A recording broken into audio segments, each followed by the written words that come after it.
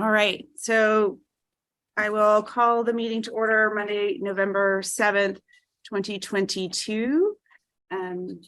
Rebecca, can you please do roll call and then we'll salute the flag. Commissioner Brown. Here. Commissioner Elson. Here. Commissioner Koenig. Here. Commissioner Phipps. Here. Commissioner Rose. Here. Commissioner Blumling. Vice Chair Charlie. Here. And Chair Miles. Here. All right, please rise, salute the flag. I pledge allegiance to the flag, the United States of America, and to the republic for which it stands, one nation, under God, justice.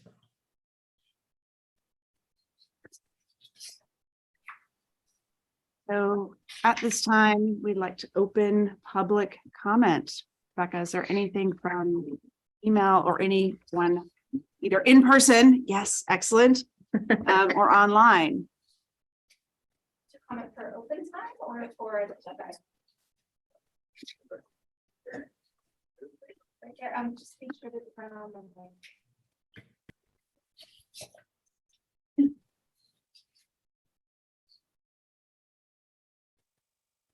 Yeah, I'm gonna get the camera in.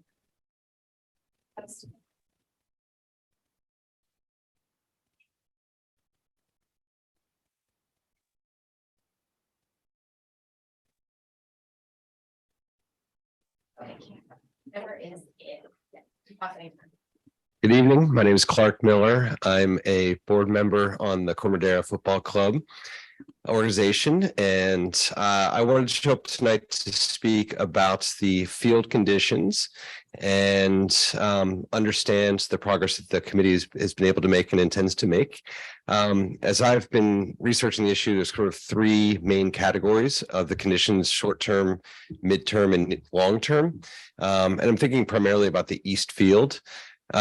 In the short term, the issue was going to be about how we got through this season. And as I understand it, the East Field is actually going to be closed this week. So I think that one's kind of taking care of itself.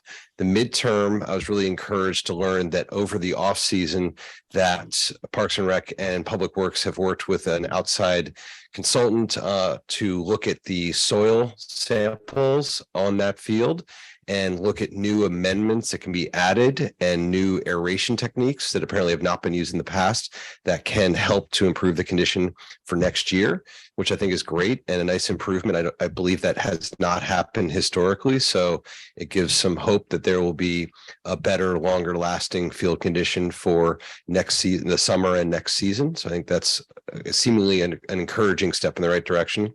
And then long term, it has always been a goal, I think, for our club and even for Parks and Rec to have a long-term solution for that East Field, particularly that makes it a potentially a year-round playing surface. And whether that is a grass surface or an artificial turf surface, I think the jury is very much out and more research needs to be done to understand what the options are, costs related to that, timeliness of being able to do such construction. And I wanted to come tonight to offer our support for that effort and individually my own support for that. If I can be a resource to this group, I have a background in development and construction that might be able to come to bear, and would just encourage the committee to reach out to us as is warranted for additional help if that can help advance the cause. It's been something we've been excited about for many years, and we think there's an opportunity now to really make this come to fruition. So with that, I just thank you for your efforts behind this and again, offer my ability to be a resource. Thank you. Thank you for your comment. If you are able to stick around until we do the subcommittee updates, you may hear some updates of what's the latest from us. Will do. Becca, are there any emailed or hands raised? Okay, while I'm waiting to see if any raised hands from the online attendees, I will check email quickly.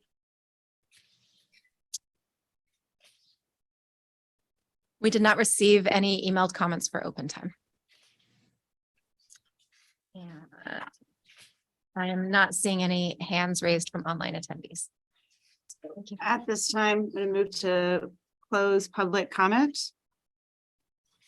and move on to presentations, of which we have none. So we get to move to the consent calendar. Are there any items that the commission wants to bring to the consent calendar?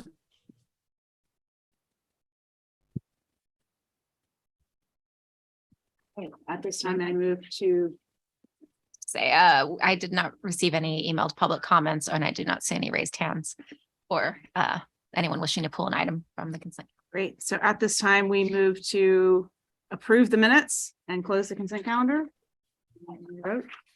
Or, I'll is there a move. motion? A second. Thank you. And a vote, please. Commissioner Brown, Yes. Commissioner Elson, Yes. Commissioner Koenig, Yes. Commissioner Phipps, Yes. Commissioner Rose, Yes. Commissioner Blumling, Commissioner Charlie, or sorry, Vice Chair Charlie. Yes. And Chair Miles. Yes. Thank you. Right, moving on to business items. Review a discussion of the town park restroom projects workshop 1. Take it away, Ashley. Sure, thank you very much. The review and discussion of the summary of our workshop that we hosted last Wednesday, the 26th of October, and to receive initial feedback regarding the preferred location, design features of the proposed restroom facility and restroom supplier. So again, the recommended action is to review and discuss tonight and hopefully refine some of our direction moving forward. Background is the prioritization of improving this restroom project was based on town council as well as the feedback gained through community outreach for the master plan project. The council supported pursuit of a per capita grant in March 15th of 2022, and that grant total is $177,952 with a 20% match for the project. So we did propose one location for that. That's not one of the 2 locations that are going to be included in this, the recommendation tonight. And we have the flexibility of changing that. So we shouldn't lose that opportunity for funding as well. But following up on this plan with for town council, as far as our review process and public engagement, the first workshop was on the 26th, last Wednesday, at the community center to obtain feedback on the restroom location, standard amenities, aesthetics, security and anti-vandalism features, and a recording of the workshop is available online on the town's project through the Public Works Department's page. And our counterpart in Public Works, Jake Horath, is also available with us tonight to take any questions. He's taking the lead as far as the project management of this facility. We can move to Jake. Roughly 17 people attended the first workshop, which was included staff-led PowerPoint presentation, 3 dot exercises and a discussion. The dot exercises were used to identify attendees' preferences on aesthetics, second, the layout, and then third, the location. And photos of those dot exercises are included as attachment 2 in this document. And attendees were encouraged to ask any questions along the way and provide any feedback throughout the 1-hour workshop. And a summary of the dot exercises. The aesthetics, first, the dot exercise was designed to identify which of the aesthetics were preferred by the attendees, placing a green dot for the first choice and a yellow dot for the second. Images of the aesthetic options range from basic facilities and natural colors to some with wood trusses and decorative tiles. Of the 10 images, the image that received most of the dots, which was 4 green and 3 yellow, was number 5, which was an example of a stadium series facility made by Public Restroom Company that included a gable roof, covered entry with wood truss, exterior water fountains, skylights, custom LED lighting, and a board and batten siding with ledge stone. The restroom design facility, in case anybody's interested, is actually built in Temescula Valley Sports Park side in Riverside, California. And then the second most popular image was number 9, which had 4 green dots and 2 yellow. And this was a facility example of a sports park model made also by a Public Restroom Company with a shed roof and a full height corrugated metal exterior, covered entrance, the vent screens for natural light and airflow. And then not pictured was a side alcove with exterior drinking fountains and a bottle filler. And this restroom design was installed in the Tustin Legacy Linear Park in Tustin, California. Written comments on the aesthetics. We had the option of people writing their notes or their comments on either posted or directly on the dot exercise pages. First comment was not green doors, pointing to image number 4. If you're looking at your attachment in your packet, a different color combination, air vent like cove restrooms, colors or tile, a water fountain alcove. The tiles are pretty. I like the shade, and then the open roof, air roof. Staff interpretation of the feedback was that the customization was positively received, as was the inclusion of a shade awning or truss and exterior with clapboard siding.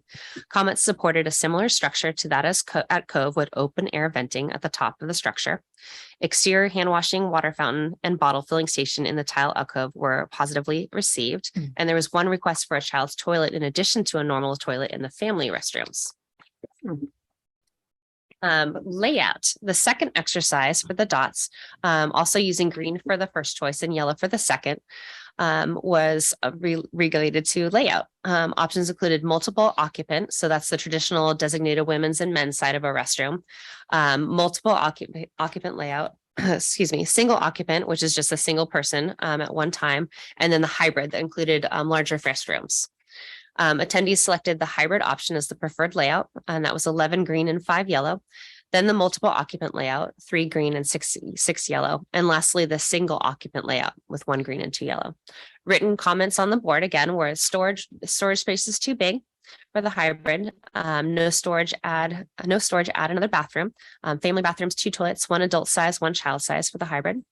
And then staff interpretation of this was that the feedback for the hybrid was largely favored and that it would be desirable to minimize the chase size, which is the utility and storage area, and including a mop sink in the chase and provide hot water.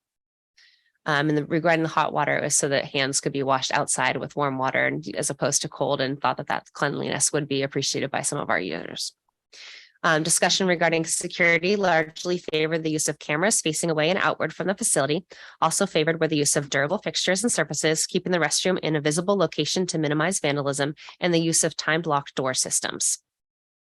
Regarding the third dot exercise of location, attendees were given 2 pink dots, so no priority of location, but 2 options to select. Workshop attendees favored location number 3 with 7 dots, and that's at the north end of the community center parking lot. So just past the community center at the end of the parking lot where the turnaround is by the ball field. That's adjacent to the softball, adjacent to basketball. The pros of this location is that the large section of paving already in that area versus using green space. Water utility, there's a water fountain there, so it's close proximity for connection. Good location to serve the central and eastern sides of the park, including the basketball court, softball diamond, dog park, soccer fields. A con of this location is the need for a sewer ejection system, which will increase the costs rather than a gravity-fed system. The second location favored by attendees was number 7, and that's on the eastern side of the park between the dog park and the high canal. A pro of this is the close proximity to water. Again, there's a utility connection at the dog park, so it's a possibility of connecting into that. It's also a good location to serve users of the dog park and the east field and 2 adjacent picnic areas. The location is both a pro and a con position on the edge of the park. A pro aspect of that location is that it may be a discrete location and not taken away from the park atmosphere, but it can also be a con in that same consideration is that it has minimal visibility and can contribute to potential misuse or vandalism. Staff noted that during the presentation that a recommendation for 3 permanent restroom facilities will be included in the Parks and Recreation Master Plan, 1 to serve the east side of the park, a second to serve the central and eastern side, and a third to serve the playground area. And that's something that we've discussed here a couple of times. Priority for this project is to identify a location for the facility that serves the users of the central and eastern areas of Town Park that can be installed in 2023. In addition, town staff encouraged the community to attend tonight's Parks and Recreation Commission meeting and also hear summarized results, but also to provide feedback and watch the video of the recording from last Wednesday. There was also a mailer, which you can see in attachment 3, that was mailed to residents within a 300-foot radius to let them know that this meeting had the opportunity for feedback. Discussion tonight, the commission is asked to review and discuss the summarization of the first workshop on the Town Park restroom project, receive initial feedback regarding the preferred location, design features, and proposed restroom facility and restroom supplier, and no final decisions regarding the location or design are requested during this meeting. So a little bit of our discussion today, if we want to take it in pieces, if you don't mind. If we talk about first the design features, so if the commission wants to ask any questions, we can have a discussion and then we can kind of wrap up the full topic of this, and then we can open it up to public comment and then final with commission discussion. So if we look at design features, the aesthetics, layout, and then security anti-vandalism are the 3 points that we wanted to break out. Aesthetics first is staff interpretation again of this feedback on aesthetics is that customization was positively received. as was the inclusion of a shade or awning truss and exterior with clapboard siding. Exterior water fountain, exterior hand washing, bottle filling station, we've heard repeatedly in different conversations. And then there was the one request that we discussed about having a child's toilet in addition to into the changing area.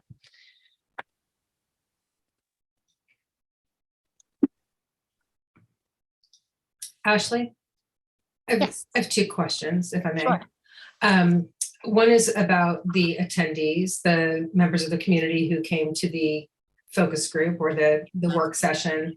If you have any more information that would help us understand maybe who they represented more broadly from the community, that would be helpful. And then separately, I know that we've heard in the past interest in making sure that our facilities are accessible to everybody within the community. And so having some gender neutral facilities, whether that's accommodated through the family bathrooms or some other means, I think that's an important thing for us to keep track of as well. That's a good question and good point. I wondered, do you have the ability to screen share just some of the layouts if we get into that? That would be really helpful. Rebecca's going to pull up some of the slideshow, some of the packet so that people that are watching that don't have the packet attached, they can look at it. But as far as a makeup of the participants that were at Wednesday's meeting, we had 2 commissioners. We had representatives from soccer. We had some of our soccer players. So we encouraged the kids to come and participate because they're the users of the field and of the restrooms in general as well. And we also had older members of our population that have been here for a long time and have seen the patterns of use in the facility. So I think we represented our young participants in soccer and then some of our older participants that have already had kids go through the programs. Thank you. And then what else did you want me to touch on, Commissioner Brown? It was mostly just for us to keep track of the previously stated requests that our bathrooms are accessible for gender neutral use. Gotcha. Yes. And I think that when we show, if we look at just the layouts, because we'll move into that conversation next, so we can have that up while we're talking about the aesthetics, if you'd like, is that looking at the 3 different models, and these are traditional models of, so if you have the, gender specific, if you have, what we have over at the Pixley side right now, you walk in, you have the men's side on one side and you have the women's on the other side. But then we have the single occupants. So those are obviously can be gender neutral. They can have both a urinal and a toilet in them, or you can go with a hybrid, and you can hybrid. If you use public restroom company, you can hybrid how many, facilities you want. It's a completely flexible model because they're all modular. And then those family restrooms are all available. Yeah, we can show those. Great. Thank you. Sure. Rebecca's going to screen share so that we can see it.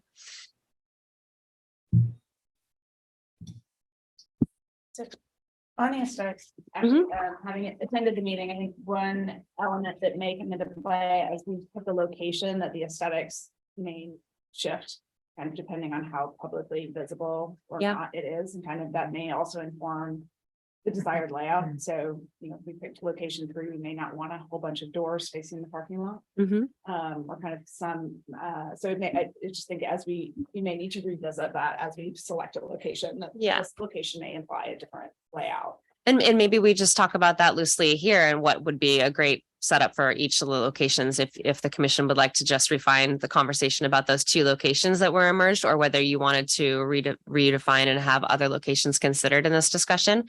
Going forward, the thing also with the layout that I liked about, if you select location, we're getting a little off, but at selection 3, if you think about orientation is what you're saying, as far as, how you enter the restroom, you have flexibility of the floor plan to enter from multiple sides. Yeah. So you could enter from the parking lot, you could enter from the ends, you could enter from the ball field. It gives a lot of flexibility. Yes. Yeah.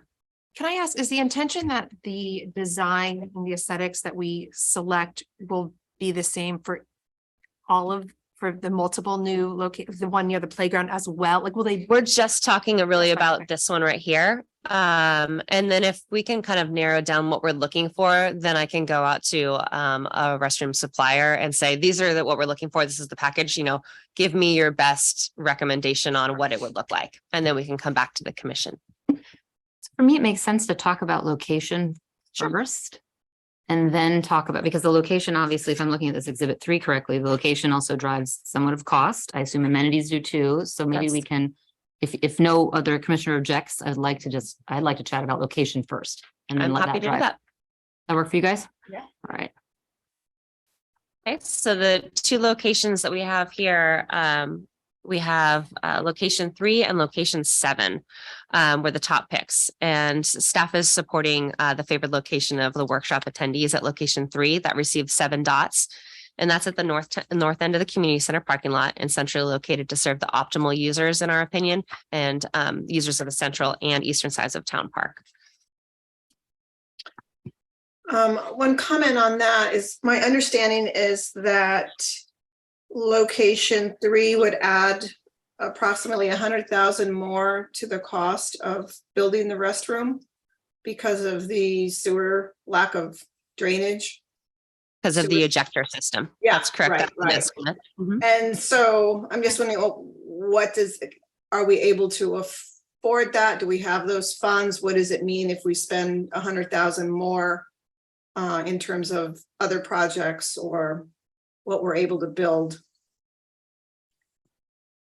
Well, this is kind of prior to the master planning project. This is something that's a town park restroom has already been budgeted in this current budget cycle.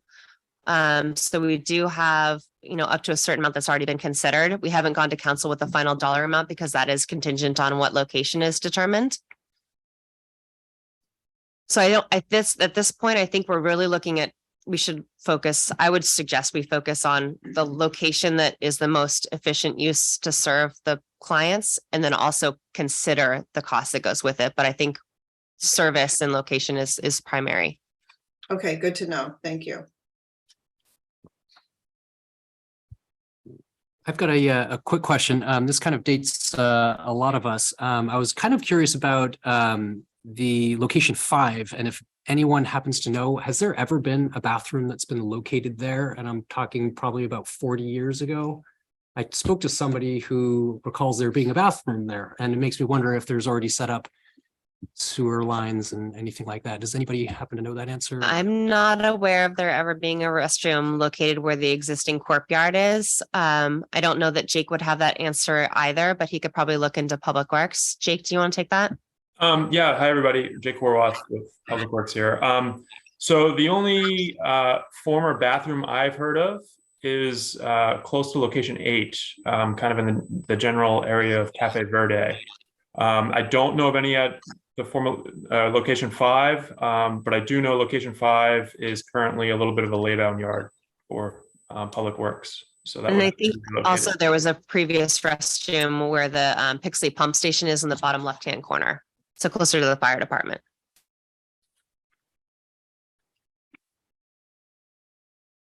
Ashley, you handed us also a packet of emailed public comments.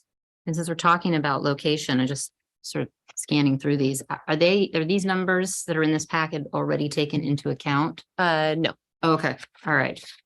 This is because they came in afterwards, and these are public comments. Yeah, no, it makes sense. Yeah, okay, just wanted to confirm. So then if I'm looking, I'm just going to add to the chorus. So there's a few of them. And Rebecca will read those in after when we get to that point, if we can share at that point. Well, if it informs that people voted on location within these. So I thought I might mention that there's a whole bunch of 3s in here as well. Okay. That's all I was thinking to add. When you look on the map, location 3 makes the most sense from just its central location, but it would be putting a building kind of right in the middle of the park. And I think we have to think about, do we want to do that? It is against the essentially where the grandstand, where the stands are for softball too. So there's already a kind of a structure there, but it would be blocking some site. Where would it be with respect to that like berm that's behind the softball fields? The berm. So if you look at number 3 on the image, and you can see where the, oh, look at Rebecca. She's getting fancy zooming in. You can see that there's the trees to the left right there. Yeah. The trees are, right behind this. Let's see this, the stadium seating is right behind this, the tree. So just north of it. Okay. So if you look, so the berm is kind of right where Rebecca is, a little bit further back. Yeah. Because it's more blocking the, like between the basketball, so closer to basketball. It's hard to tell on elevation on this. Yeah, berms are about there. So it really would be right at the end of that parking lot. Mhm. between- And there's already cement right there. It's a weird angle of cement that's existing.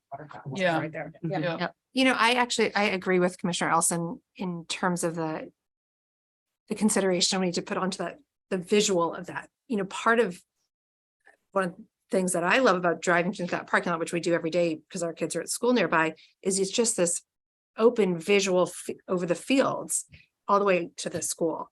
So I appreciate the convenience of the location, certainly, but I'm curious if maybe location 5 might serve the accessibility, but be less obtrusive or blocking of the views. And everyone, if I can make a quick comment on number 3. So currently in this view, the 3 can move a bit, and there's an opportunity for it to kind of shift, I guess, south, west, and kind of tuck in by the trees that are, so right about where the cursor is.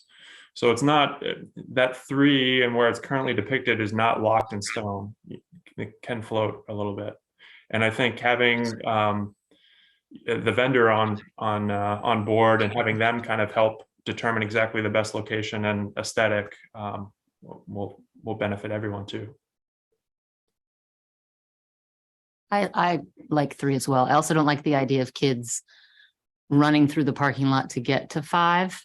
Although I hear the sort of expansive thing, that was troubling me. But if 3 could be shifted a little. And 5 is definitely the highest cost there because that means the displacement of the courtyard and a new location for that. So just to put that out there. No, I think that if 3 can be shifted, just so it's not just a focal point when you drive in, because you're also, many people are looking for kids that drop off and pick up, and that could just be obstructive in terms of trying to find your people.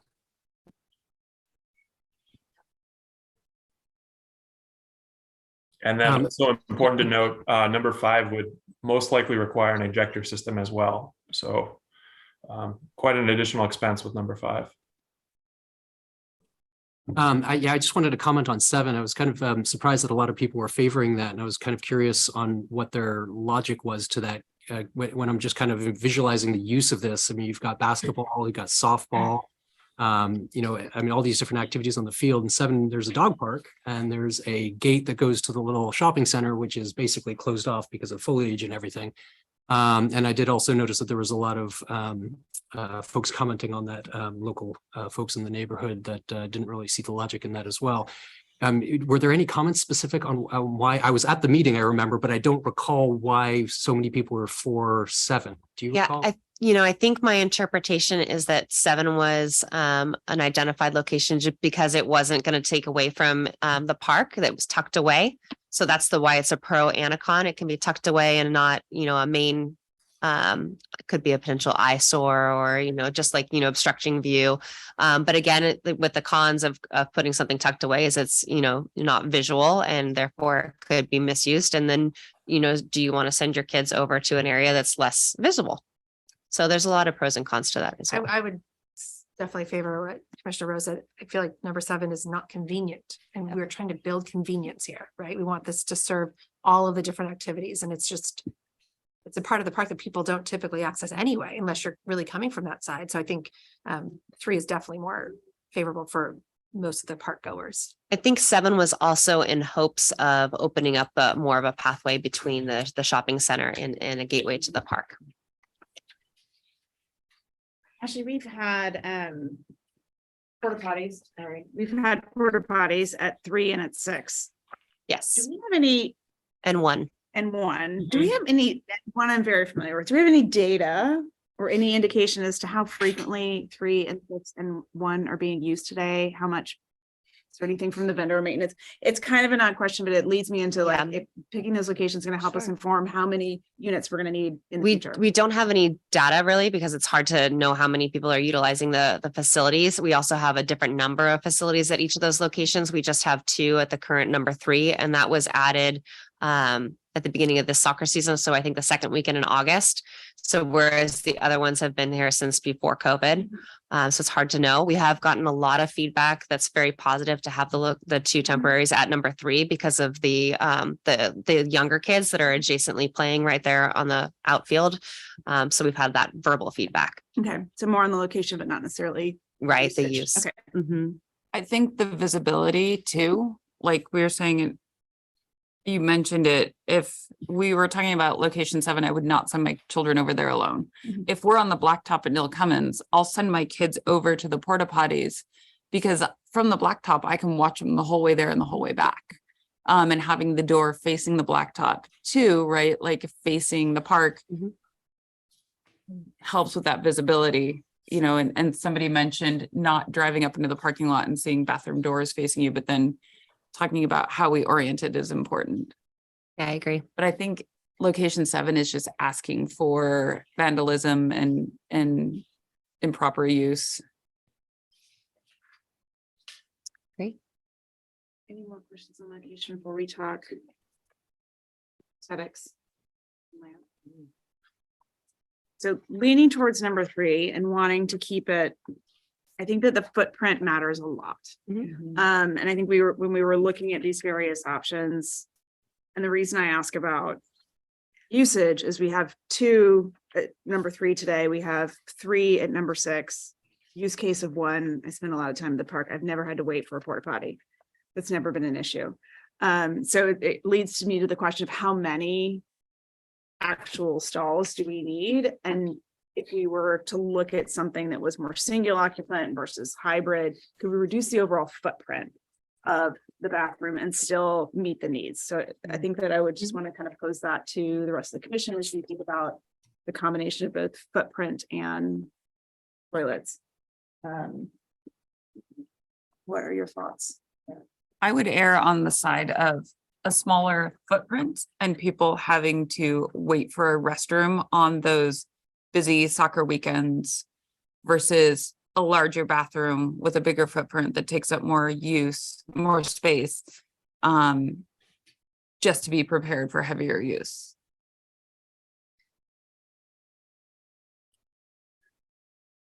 I agree. I mean, I think that as a whole, if we want to avoid taking away from the greenery of the park and the open feeling of it, a smaller footprint is definitely important. I do think that given the needs currently, we need to serve the whole community, as Louisa mentioned. So it's, do we do all gender neutral?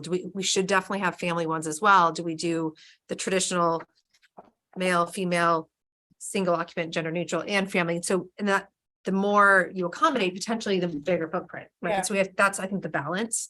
But I agree overall, the goal would be to, like I said, limit the storage. Like, let's just make this as useful as we can in the most aesthetically pleasing way. I think also to consider that this putting in a permanent restroom is to remove the temporary ones. And right now there are 2 temporary located at number 3. And I believe that there are at least 4 temporary located behind the community center. 3. So it'd be great to be able to at least replace them in kind. It would be a suggestion. Starting point to discuss. And I think the other reason we were looking for options that would have the family changing areas is that we heard a lot of feedback for locations for kids to change in and out of soccer clothes and baseball clothes that are there. Is anyone familiar with the restrooms at Piper Park? Yeah. So I think they've got 2 or 3 there, but each room I think there's a single toilet in each, but there's definitely enough room to go in there with kids, and there's definitely enough changing room. And it's a relatively small. Which at the playground or at the ball field? At the playground, yeah. Yeah, those do serve, and I like that there's the sink. When you're at the park and you've got multiple kids, or you get your hands full, you're doing things, having everything kind of right there with you is very convenient versus like you step one and then go out and like you're still finagling the next one. So I do sort of favor the single occupancy then in that way, and they do work very well at Piper. Yeah. But I don't know if that creates longer wait then, because people tend to kind of take their time. Yeah. Because they've got everything they need. I mean, we have the flexibility, should you choose the restroom provider that we're recommending later, is that you could add, you know, an exterior chase that has hand washing station outside as well. So if you just needed to wash your hands, you could do that. You don't need to wait for a restroom to do that. Totally flexible.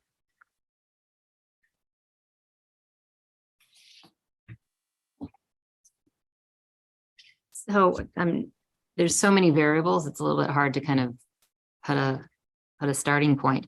I think it makes sense to replace in kind what exists now. So if that's sort of one idea of a starting point, I think that makes sense. I think one family that's got the sink in it for the reasons that you were just talking about, right? But I don't think it needs, but I then think we could maybe save on space in the others by then having one more general sink area for those that aren't, you know, struggling with kids. I'm not in favor of a male female side. I'm much more in favor of an all gender for the ones that are more open for folks that don't need like a family room or kids or something like that.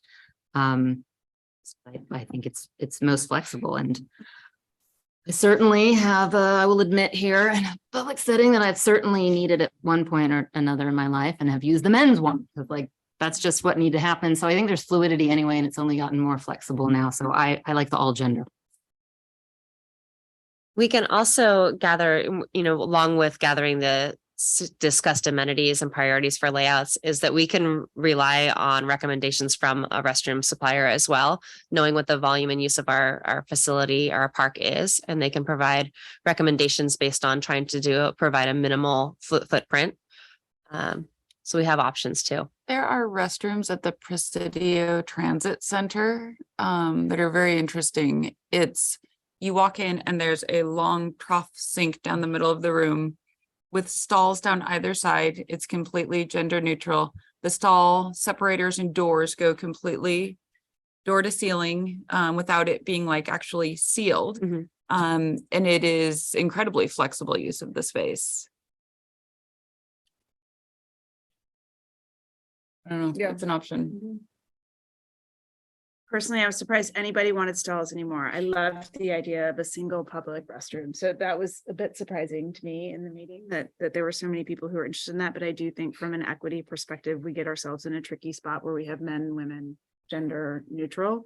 They also take up more space. They take up, Yeah. they take Right. up, well, yes, and they take up more space. So I think I keep leaning back towards the single occupancy to give us the flexibility to be both changing room, to be gender neutral, to be big enough for families as we need to, and to take up a lot less total footprint.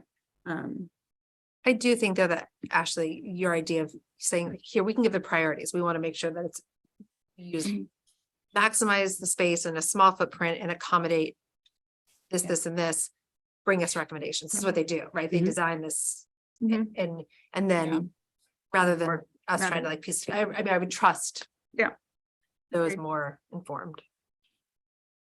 I like that. So then should we sort of just talk about, or do we think we've done, what are? Maybe talk about some of the amenities. We haven't heard a lot of discussion on that yet. Well, so everybody's sounds good at 5, and then at least one family, and then gender, all gender. Non-binary. All right, and then any other sort of things that we would ask for them to sort of come up with some designs before we move to amenities, or? Unless it's covered in amenities, I do think the outdoor sinks are really smart, and having some sort of sink that doesn't necessarily have to drain into the plumbing system for all of those sandy hands and things that you don't want to put all that sand down the drain would be smart. And I think the water filling is. The bottle filling is huge. Yeah, that's key. Yeah, I agree with all of that. I think also considering, there's a lot of events and festivals, town parties and things like that, having that outdoor hand washing station is crucial. Every time we, have a 4th of July party and you see everyone just got the porta potties, which we still, I'm assuming, have to bring in just for the sheer numbers. But I think it would be a very, very good use of having at least one, maybe 2. Would the commission suggest having the external as well as the internal? Yes. I think so. Okay. Yes. I think having the external also will help save the drinking fountains from being used for that and potentially.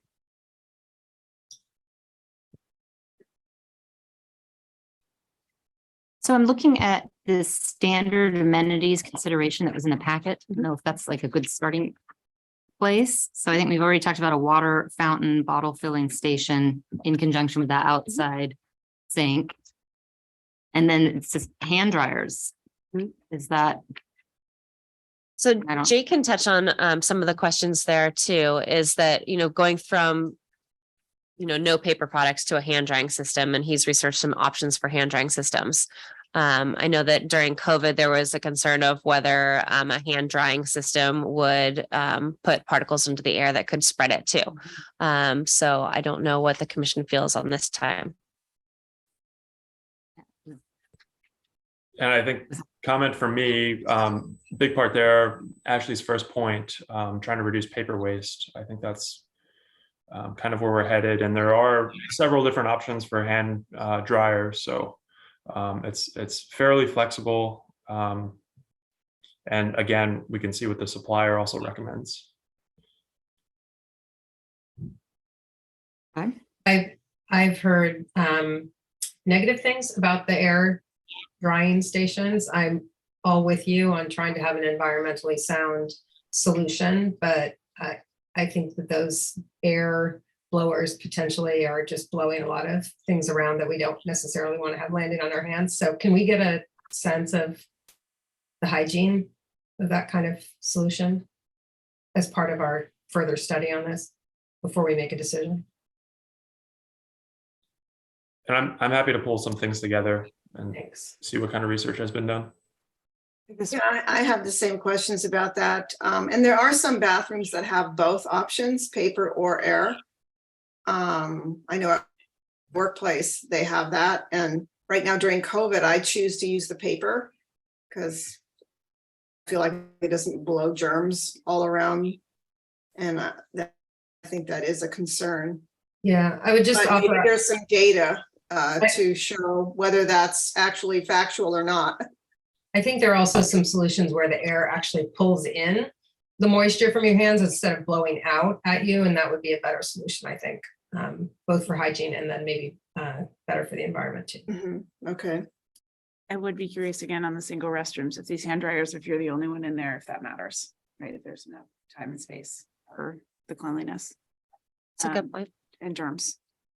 I think I would favor if, I appreciate the environmental concern, but I think maybe offering both, like Aline suggested, would be maybe ideal. That takes up space, that's, an extra layer, but people also need a paper towel every now and again for something. When you're at the park all day, we've got things going on, games, this, it's a nice amenity to offer. Now, one thing to consider is that when we have paper amenities, I agree. I like to use dry my hands and use a seat cover, but they are paper products that usually end up on the floor or clogged in drains. So just something to consider as we discuss things further. I agree. I mean, I like the paper products more, but that's the whole point in being environmental is it's less convenient in many ways. And so that's a little bit of the pain I'm willing to suffer. Like, I don't like it as much, except for the safety consideration. So I think that's, that point is well taken for me, but. I think when you're talking about a park public restroom, you don't necessarily expect it because those restrooms tend to get used and abused. And I think setting ourselves up for success with that, while it would be really nice to offer all of these things, they are potentially things that end up clogging the toilets and the sinks. And I think just maybe setting out saying we're going to only use, COVID aside or, hygiene aside, to only just go with the air dryers may be the smarter thing to do. Well, it's maybe not what we would all prefer.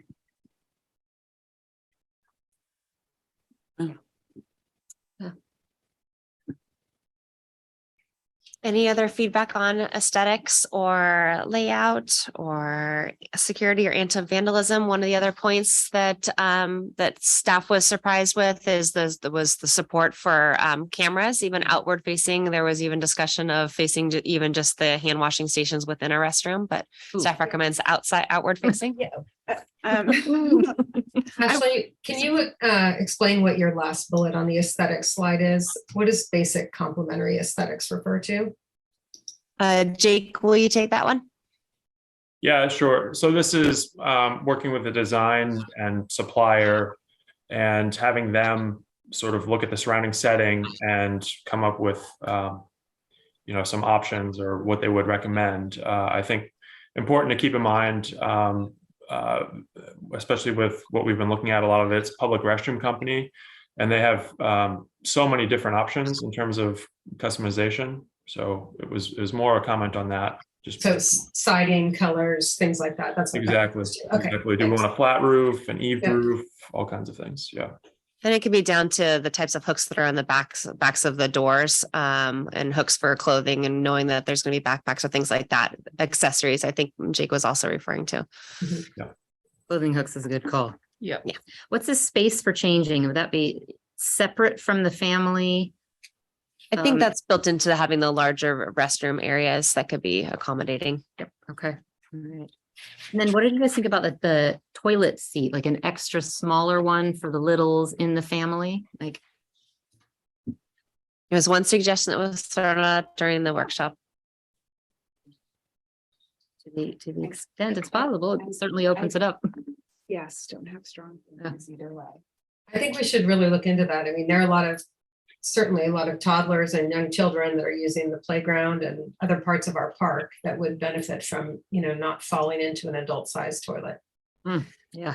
And maybe a discussion to consider for the commission is that ultimately the master plan would like to have 3 restrooms, and maybe that would be an amenity to definitely consider going forward with a restroom that's at the playground.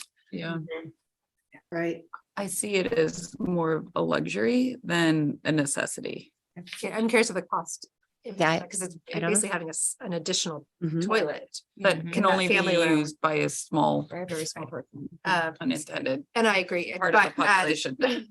at the site number 1, absolutely. I mean, I think that Yeah. goes without saying. Is it a necessary luxury at site 3?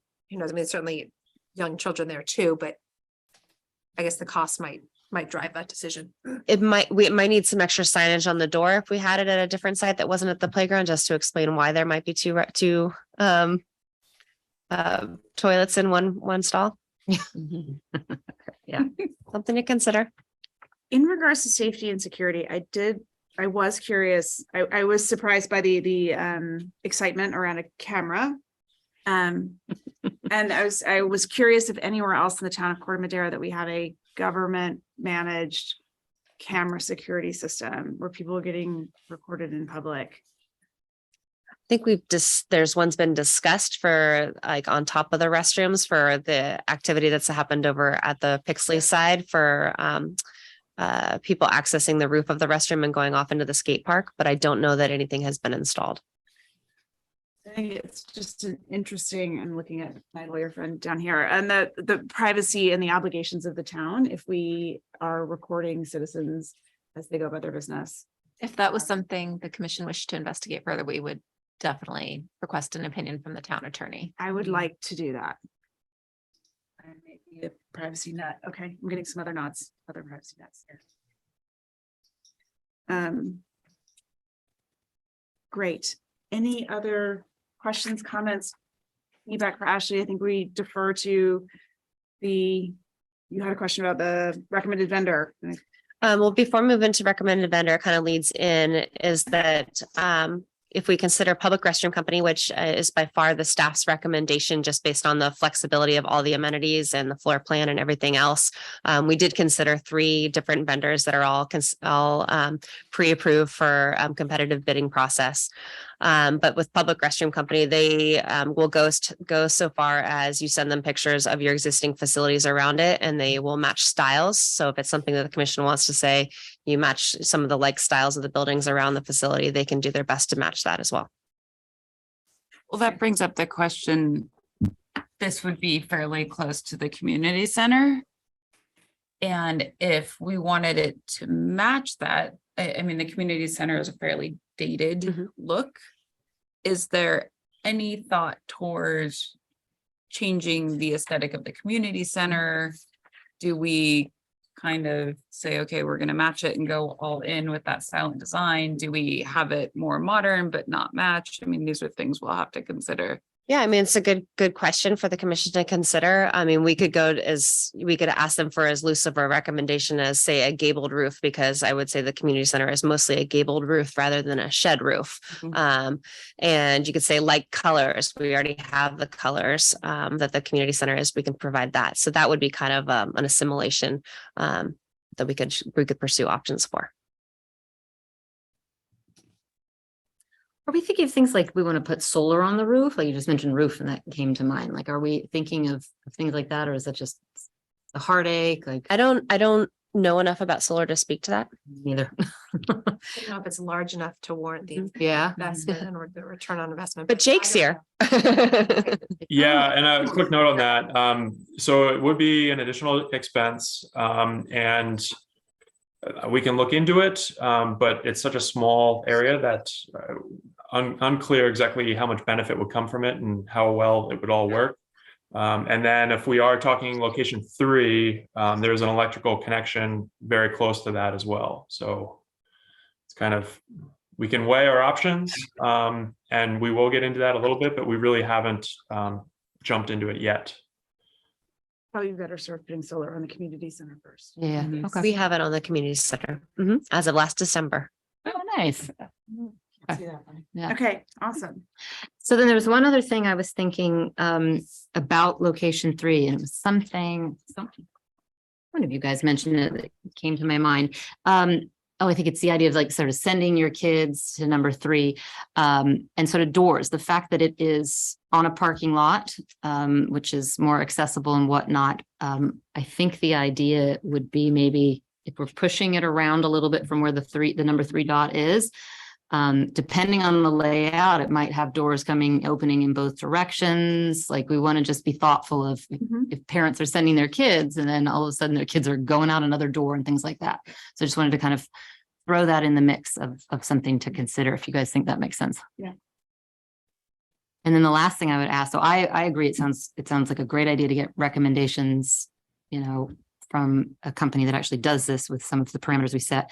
Is it possible to request that we get a breakdown per amenity so that we can, to the extent it's possible, some of them might be sort of like set, but then, well, if we did add this, there would be a correlating cost of this amount so that we can kind of think about. We can make a request for whatever you like. I would like to see, if possible, a breakdown by amenities to the extent everybody else thinks that makes sense too.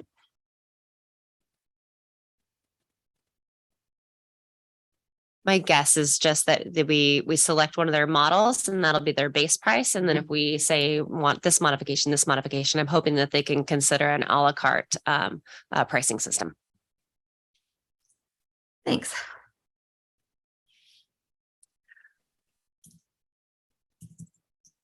Anything else before we open up to public comment? Commissioner Rose? I just had one other thing. So we've had one workshop. My understanding is that there will be a second at another date, correct? Probably not a standalone workshop. We want to encourage participation at the commission meeting level, both the Parks and Recreation Commission and the Planning Commission, and then it would go to council as well. So I think right now, if given the support, we want to come back to the commission with an image and some more information and some pricing.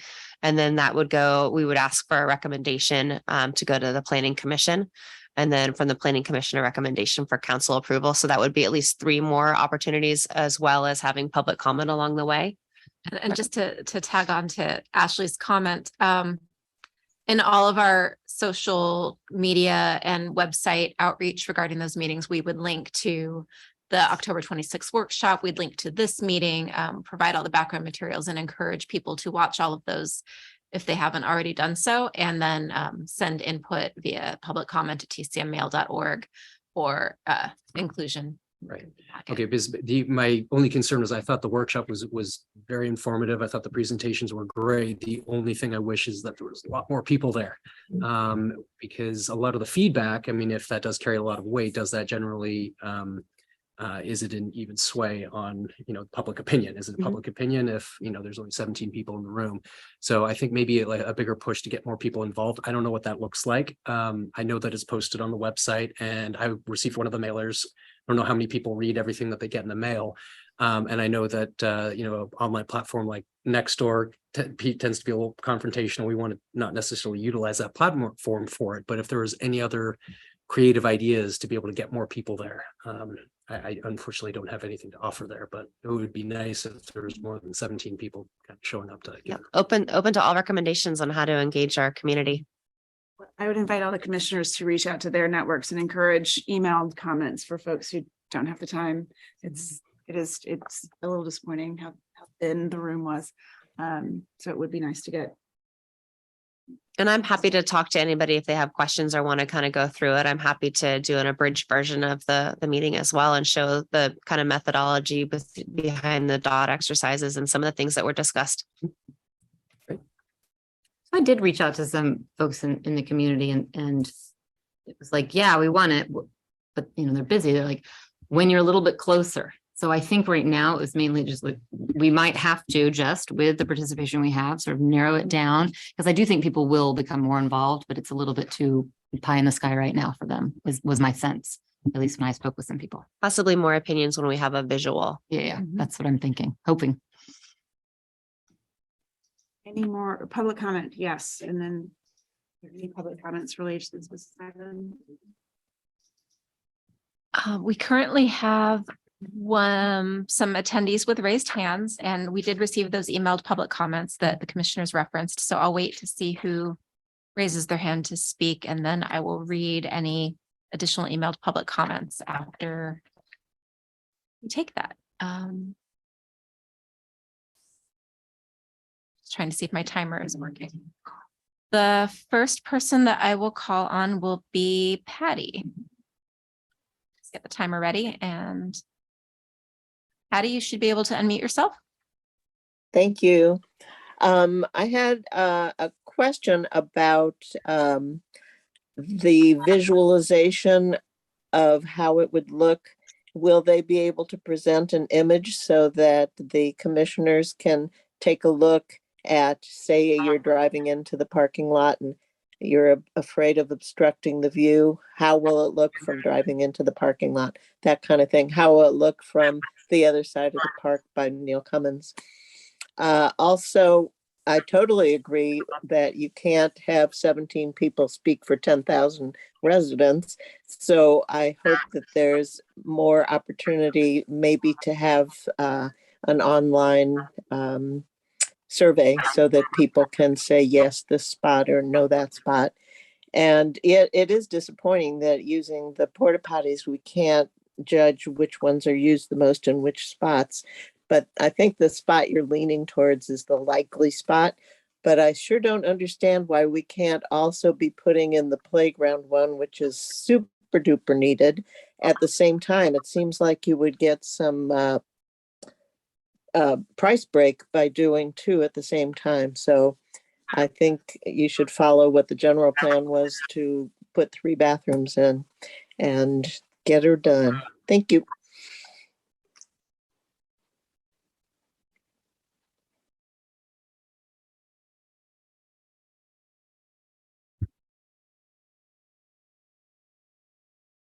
And the next person I will call on would be James Jordan. You should be able to unmute yourself. You think I did? Thank you. Good evening, everybody.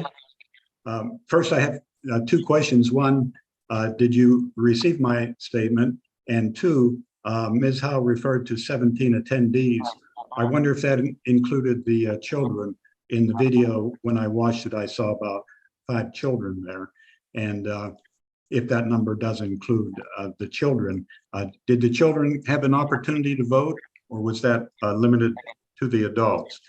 And my greatest concern is this issue of changing clothing in the restrooms. Now, the restroom primary purpose is to have a toilet and a sink there to wash your hands. It seems to me, if the town is saying that we're going to provide this facility for people to change their clothing in, that is an unnecessary and dangerous complication. One, there's the personal privacy and safety issue.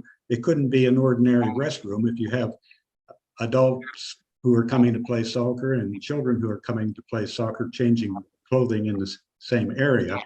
Another consideration is the space needed. They can't change clothing in a typical stall in a restroom. And then what about soccer teams coming to play? Or are we going to tell them that they can change the clothing in the restrooms too?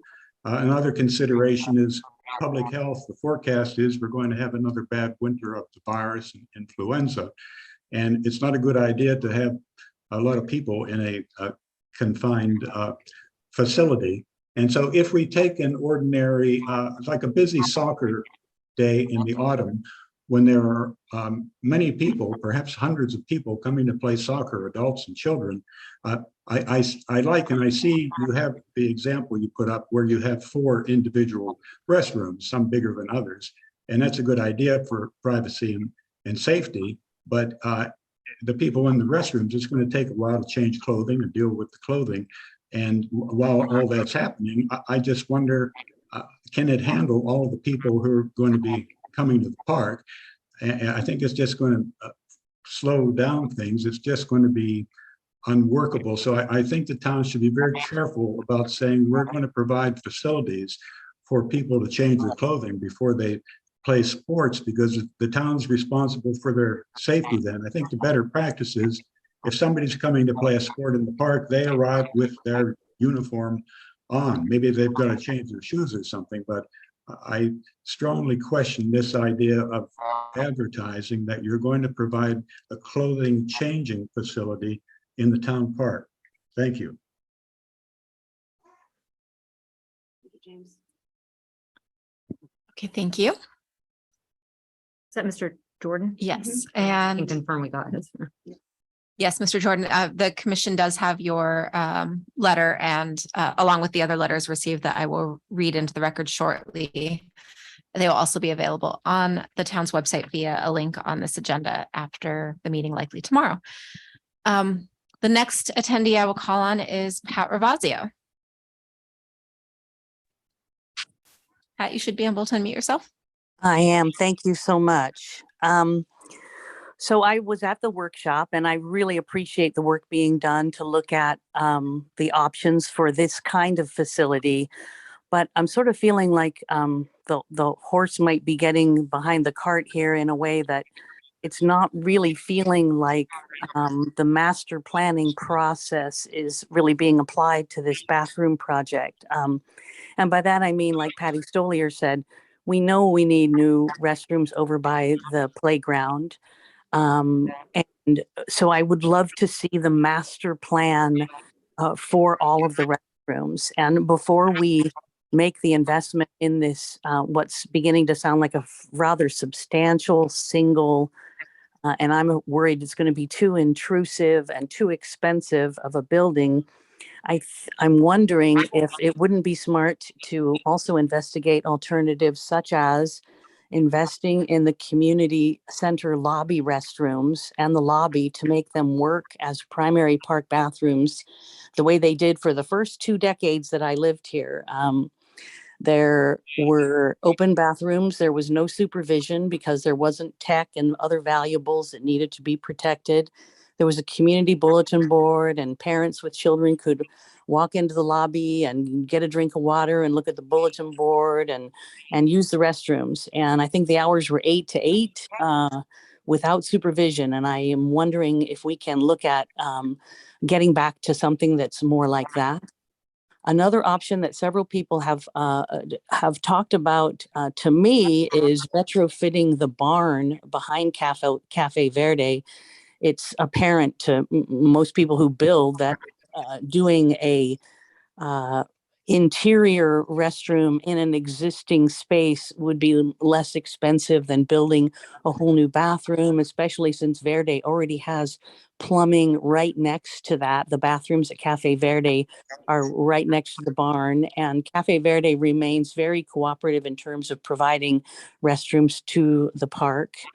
The park storage space could be, a new space could be found, or the storage could be purged and condensed, and the restrooms may only need to take up a small part of the barn. Another option that I hope we'll look at is to look at smarter, more modern, less expensive ideas.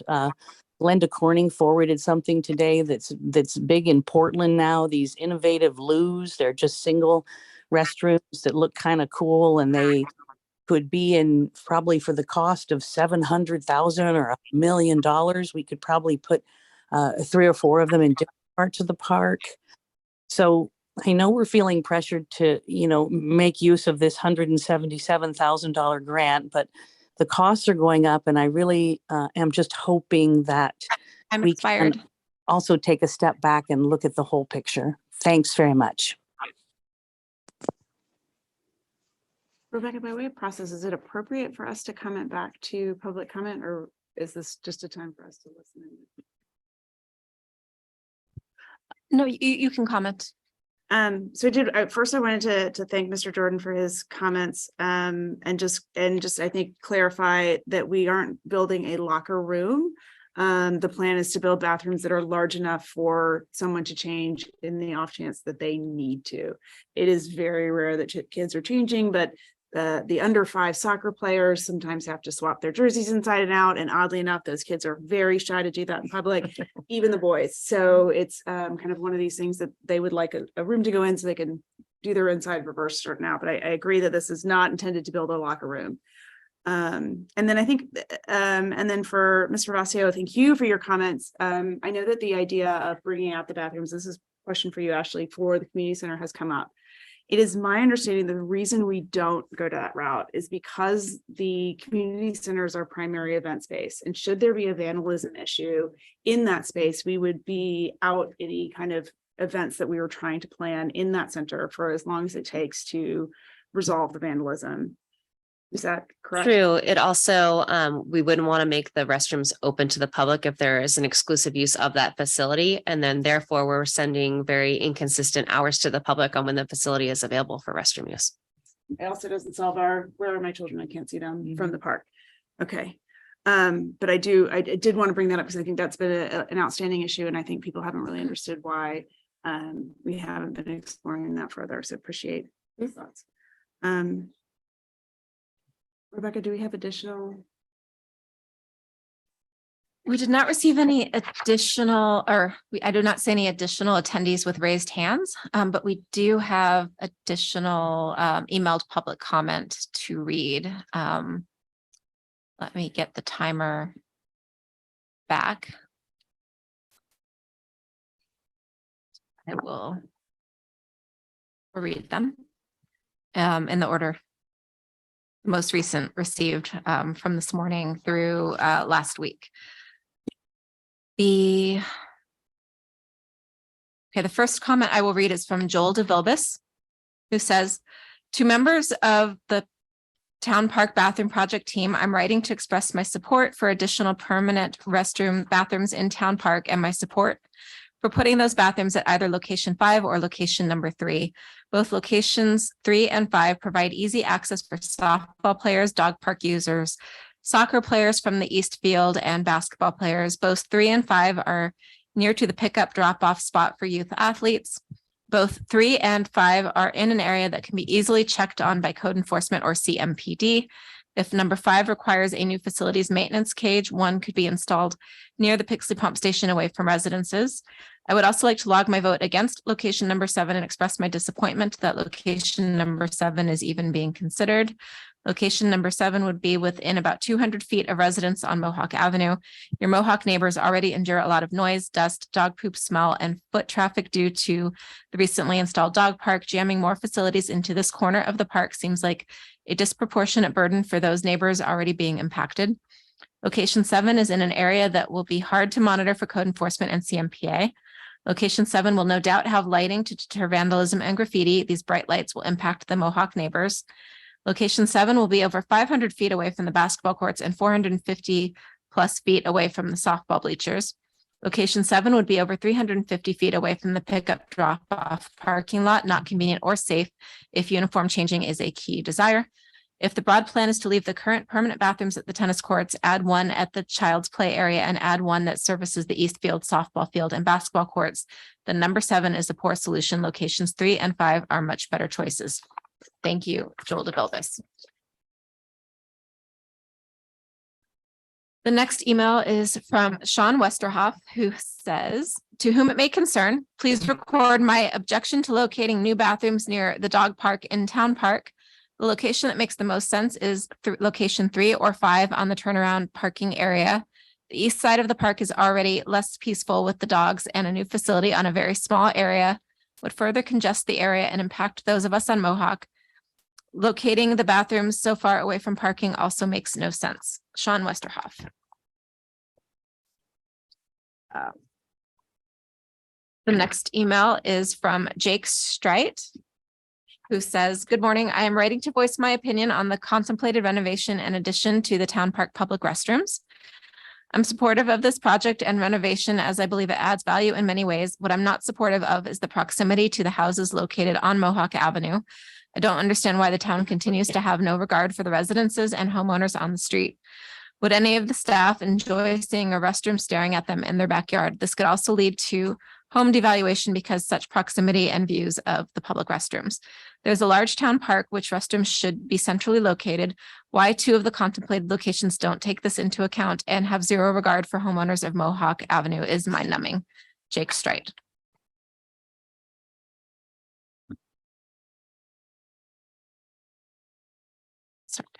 The next comment is from Zach Claire, who says, hi, I am writing to voice my support for a permanent bathroom construction at proposed site number 6. Building high quality infrastructure is critical for Corte Madera's future prosperity, and having high quality bathrooms is not only an important part of town leisure and recreation activities, but also a safety and health matter as well. As parents of 3 children, 2 of whom play in Corte Madera FC soccer program, the current porta potties are frankly not up to the standard that we should expect for this town. And I would propose a more secure building which can be locked at night and cleaned on a regular basis, unlike the current metal/unlocked bathrooms near the tennis courts. Sincerely, Zach Claire.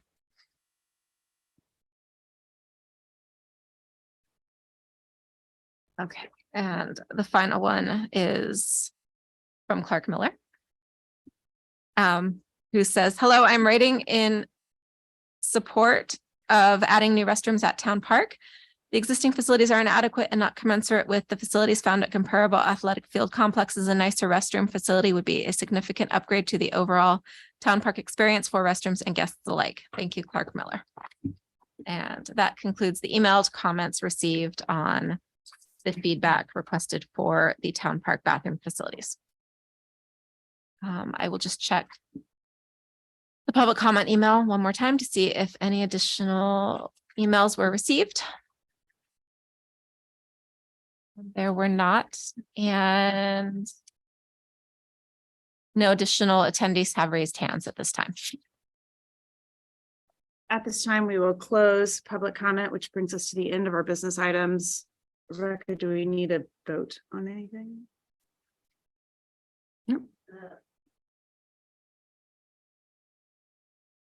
Not asking for a vote at this time. Just wanted to have you receive the updated information and feedback to date and have a discussion tonight and hopefully hear public comment. And we're hoping that we are able to go out and seek out just some design elements from Public Restroom Company and bring back some visible design options for the commission, as well as hopefully community members at our next commission meeting. We'll try to have something for December if possible. Otherwise, we will wait until January. And hopefully we want to encourage more participation from our community because it is for the community and the betterment, and we would love to have everybody's feedback. You know, if I might on that point, two thoughts based on the folks that spoke. So first, thank you for doing that. One of them mentioned that they'd heard from other people. So I just want to sort of throw out there that to the extent anybody is talking about this or hearing about this, if they encourage folks to then participate directly and come and let us know, that would be great, because we definitely would like to hear from more people. And then the second thing is, I think Patty mentioned, if there could be sort of an online vote. And I don't know how difficult this is or not. I couldn't be any less tech savvy if I tried, but I'm wondering if it's possible to put up sort of like a sign with one of those little codes on the porta potties, right? Like if you're using it or you're having your children go to it, those people are great people to elicit. So I don't know if it's easy, do it at restaurants, you hold up your phone and it just populates to the website and they can put it in, like that might be a way to get it if that's easy. But again, I don't want to add a huge burden. We could look into it. The only thing I hesitant a little bit about doing an online option is just being able to verify single votes. Yep. Another idea, weather permitting, is to be able to put out some story polls after the commission's had some opportunity to look at some design ideas and receive feedback. If we have something that we have a design that we're comfortable sharing, we could put it out in the proposed location. So I think that's a really good way to get people that are walking by and be like, oh, that's what they want. This is where they want. And then that's where you get some more feedback. And hopefully we can have some meeting dates where people could provide either a public comment via email. So we can track a little bit more of like single responses. And then really we hope that people come to these meetings or engage with. So thank you for anybody that's called in. We really appreciate it. Now I hear you about wanting to make sure it's just one person. So maybe the link is to the public comment and like, please let us know that, and they can one person. But I just thought those people clearly are likely to have an opinion about it. All right, thanks. All right, moving on to staff updates and commissioner reports. Okay, we'll have it real brief for the director's report tonight. Active older adult programming activities. We are going to be returning to the in-person meals, moving to Thursdays for our senior congregate meals through the county. And I believe that starts the first Thursday in December. So we're excited to have people in person. Right now, it's been the continued grab and go. So we're just refining some of our agreements with the county for that and supporting them with moving that process. Activities inside for seniors continue. Fitness act classes. We have yoga. We have seniors in balance once a month. We also have new bridge classes. So learning how to play bridge, as well as the returning intermediate bridge classes. So we're constantly adding more based on feedback. And those classes are very affordable. The highest price is $5 a visit. And then thanks to the approval of the scholarship program, we will have availability of scholarship opportunities as well. So if anybody needs assistance or would like to have assistance to participate, either seniors or youth, they're all welcome. I think it's all ages. We didn't put any parameter on that. We just did the definition based on the feedback here from the commission of 20% being earmarked towards adults. Corte Madera Children's Center, again, registration is the 20th of each month. And if the commissioners or any members of the public haven't had the opportunity to check out the facility, you're welcome to schedule a tour with our recreation coordinator, Alex. She's happy to show you through the facility. We're really proud of the cleanliness of it and how organized and colorful and the festive decorations. So we really encourage you to reach out and come and see that. After school enrichment classes, we have the digital version ready for the menus for both activities at Neil Cummins and the Cove. And we're waiting for those printed to come out, and then those will go out in backpacks before the holidays. So you'll have a chance to preview that and get registrations going and planning for after school activities for the spring semester. We're working on the activity guide right now for January through April, and we should have that out hopefully before Thanksgiving, if not the first week in December. And then moving into adults with developmental disabilities, Rec Inc. We have in-person programming going really well. I don't think I mentioned it here, but in October, they had their October dance, their Halloween dance, and it was the highest attendee since they'd been in Zoom. And I think even before then, they had over 200 people show up. So I can't remember, it was close to 100 of the actual participants. And then the rest were volunteer high school students from Redwood, from Branson, from Marin Catholic, and their family members. Everyone's welcome to come and hang out. And that we kind of segued after our pumpkin carving event. So we've been pretty busy at the community center with back-to-back activities, as well as having the family dance. So we had the pumpkin carving on Friday, followed the same night with the adults with developmental disabilities dance. And then the following day we had the family roundup dance. So it was a lot of fun to see the parents. We had some dads in their traditional dress up with their daughters in their frilly dresses. And then we had moms that came with their kids. And it was a really nice opportunity to see the flexibility of having an inclusive event.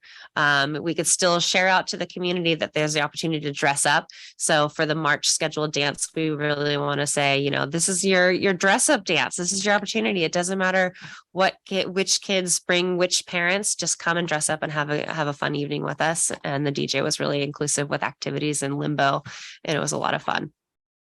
More community events coming up. We've got the Ofrenda just ended. So we had the community display in the lobby. And then we were going to be gearing up for donations for One Warm Coke Drive, and then the leaves of gratitude for our gratitude tree, grateful tree. And then we'll have those go through Thanksgiving, the last day to fill out a leaf. Just thinking somebody in the community will be at the turkey trot. And the turkey trot will be on Thanksgiving morning at 8:30. If you want to come out, it's all free. Everyone's welcome to come. We meet at right behind the community center on the basketball courts, and we'll go from there. The course will have information up on the website soon, and it'll go from community park and it'll circle around Redwood and using the paths, and then come back, and it'll be a lot of fun. And then updates on, we also have a gingerbread workshop. So family gingerbread workshop. If you haven't already registered, registrations are going really well. So secure your location. And then our master plan update is that today was the first time I met with our consultants to do the preliminary park tour. And then we'll be finishing up with some facilities and some other additional parks tomorrow. And then they're going to begin their work. So I'm really excited to hear the first feedback, hopefully right before Thanksgiving, their kind of initial feedback. And then we'll have a couple of other opportunities for them to work on things and bring staff feedback. And then we'll share that as we go along with you. Park issues and concerns. I know the commission would like to hear an update on the signage for the leash on leash in Town Park. And Mike is not available to give us an in-person conversation at this meeting or the next meeting. But if the commission would like, I can request something in writing and I can read it in for next meeting. Otherwise, he can plan to meet with us in January. So I'll look to direction for that. And otherwise, we haven't had any comments directly to the Parks and Recreation department at all regarding issues in the park. And hopefully with the weather change, we're going to have less misuse of our park facilities as far as picnic areas and unapproved tents and things like that coming in. So far, it's kind of calming down for the season. And that's it for tonight. Moving on to commissioner reports and town council meeting updates. Commissioner Allison. Yes, so I had the October town council meetings. I did not attend in person, but watched the meetings, the recordings. They were both very heavy Parks and Rec meetings, which actually might be better suited to sum this up for all of you, but I'll just start with some of the basics. There was some public comment requesting benches added to the dog park. Specifically, potentially where there might be shade for people. I think the person might have been older, saying that it was difficult for them to be able to stand for so long. So that was one request. Twin Cities softball, it was approved that they are able to put out some signage to try to recruit members and letting them know of the sign up periods. So I think I've actually seen those up, and they've been doing, those families have been doing a lot of recruiting to get more players. And then Ashley did an update on the master plan to the town council, and I'm trying to remember his name from Mac 5. David Ross. Yes. He also gave a presentation on what the scope of his work would be. And there were some questions about whether or not Corte Madera would be included. It seemed like the facilities as they stand will be evaluated. Just, with some basics, but not totally in depth. There was a question as to whether or not there would be public involvement in this work. And it was brought up that public involvement was actually really prior to this process, and this is really just an analysis and assessment of the existing amenities and structures and things of the town. And then there was a public comment requesting the town council review the methods used by Parks and Rec and check the statistical validity of the survey that we handed out and the process we're going through to basically within the entire master plan process. The town council did approve the contract for MAC 5, and so it sounds like that work has already begun. Ashley, I don't know if you have anything else to add to that part. That was a pretty long, like in-depth presentation that you gave. I don't think I have anything else to add, just that we were approved to move forward, and we met with them today for our kickoff meeting and started beginning touring the facilities. And what the process, just kind of an overview, is that I'll go around to all the facilities and we'll talk about how the facilities are used for programming wise, and then also from a maintenance perspective, what some of the challenges and opportunities for changes might be. We're kind of going one facility at a time. So today we walked through Town Park and also Menke Park, and we engaged Bob Bundy from the Community Foundation from a perspective of programming for the summer concerts and Oktoberfest. So reaching out to some of our contacts out there. And we went up to Granada Park, and tomorrow we are going to be going to Higgins Landing, Bayside Trail, and Skunk Hollow Park, and then begin our facilities. So indoor facilities that we're looking at are the community center, the dance studio at Park Madera Center, how Park Madera Center is kind of laid out, what opportunities that are there based on what some of the leases that are coming up, and maybe like an overall opportunities there. And then also the existing portables over at Neil Cummins that we're utilizing for both childcare, and then the F2 and F1 building that we use for after school classes and some of our evening classes. So looking at what programming space we're utilizing right now that is or is not ours, and what kind of opportunities and things that we should pursue going forward in order to sustain our existing programming and also continue to grow and support the needs of our community. Thank you. And then they also voted to approve the reintroduction of the pay scale for the recreation aid position, which we discussed in our last meeting. And I think that was pretty much it for the first meeting in October. The second meeting in October actually was also the bulk of that meeting as well. And definitely pretty much the total of the meeting for the most part. She gave a review of the 2020 community events, the summer programs, the summer camps. It was a big comprehensive review. Some of the questions the town council had after that were questions about cost for the summer camp. There was some question as to whether or not the decline in enrollment was potentially because of our increase in cost, and had we priced people out. There were some questions about revenue. And I think you said you would get back to them with some numbers for that, and how busy programs were. Some camps had been canceled, were the other ones that due to lack of enrollment, and were the other ones full? Were they barely getting by?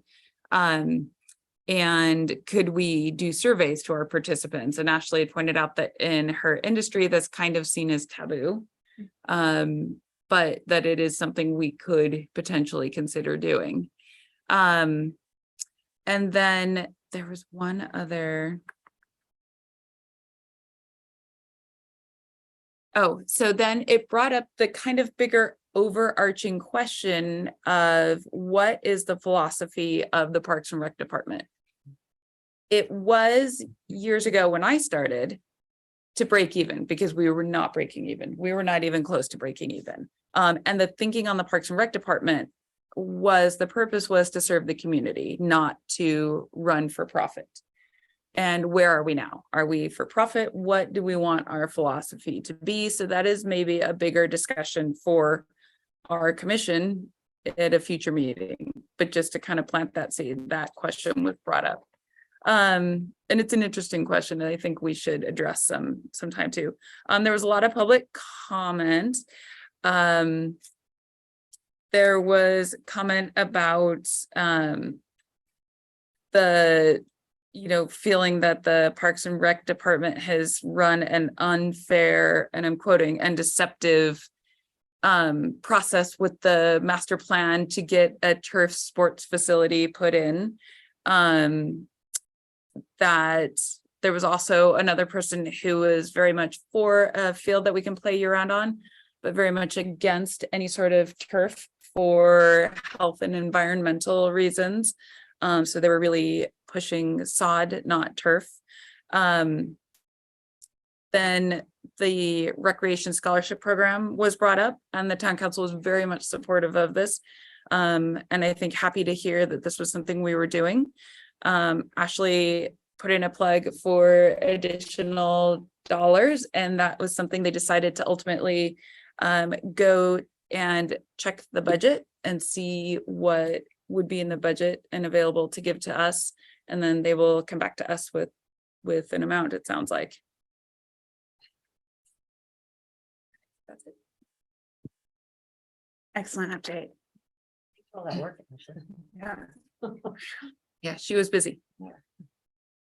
And then you have November. Yes, so Anything to add? I attended asynchronously the November 1st, or watched the November 1st meeting. And it seems that all Parks and Rec issues were covered in October. There was nothing. It was all regarding new building codes and fire codes, and nothing related to us specifically. So maybe at the next meeting, I'll have something more to report back from the second council meeting, but I think Commissioner Allison took this one for us. Thank you. All right, so the Executive Advisory Committee did not meet since our last meeting, and so now we're ready to talk ad hoc subcommittee reports. Do I need to go in the order of the agenda, or can I do athletic fields first? I'm just considering our guest who's been sitting here for quite some time. Okay.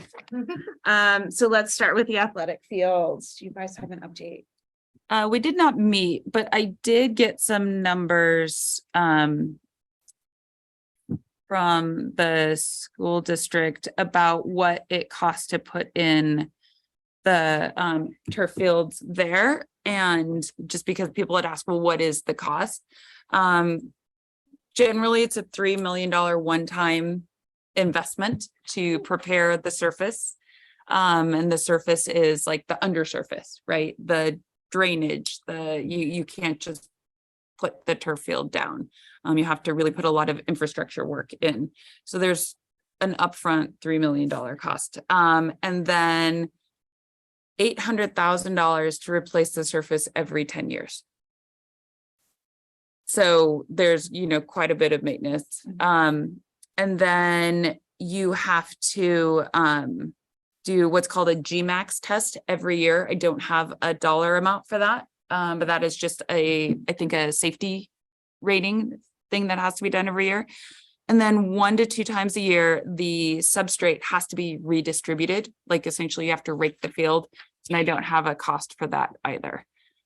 So your basic upfront cost of $3 million plus $800,000 every 10 years, so $80,000 a year, plus these couple other tests.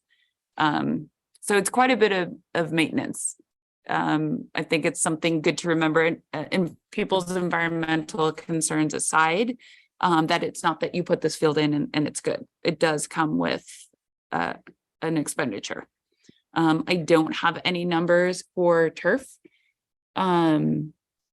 I think Tiburon would be probably the people to reach out to try to get some of those numbers. Yeah. Wait, are you finished? Yeah, yeah. Okay, sure. So I'm still waiting on some numbers, but I've had various conversations and exchanged other emails. I spoke this last month actually to Clark over here, getting opinions on current status, and I'm kind of right in that same position where it's almost a little embarrassing to see the condition of the field, and I'm very, very excited to be moving forward with this. So I did reach out to Patrick Kerslacki. We were playing phone tag for about 3 weeks, but I did have a great conversation with him. He is the ops manager over in Tiburon, and knows a great deal about McKigney Green, which is by all intents and purposes a state of the art turf field, not artificial.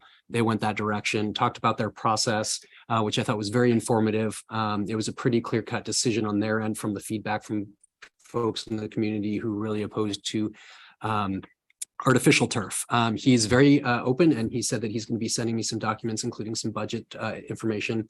I followed up with him. I'm still waiting to hear back on that, as well as a few other different staff and commission reports that they've gone through. He said more than willing to share that, which I think would be very informative. So between the artificial budgeting and the natural turf budgeting, we can kind of get an idea of what we're looking at. It's going to be very different. It's not going to be apples to apples.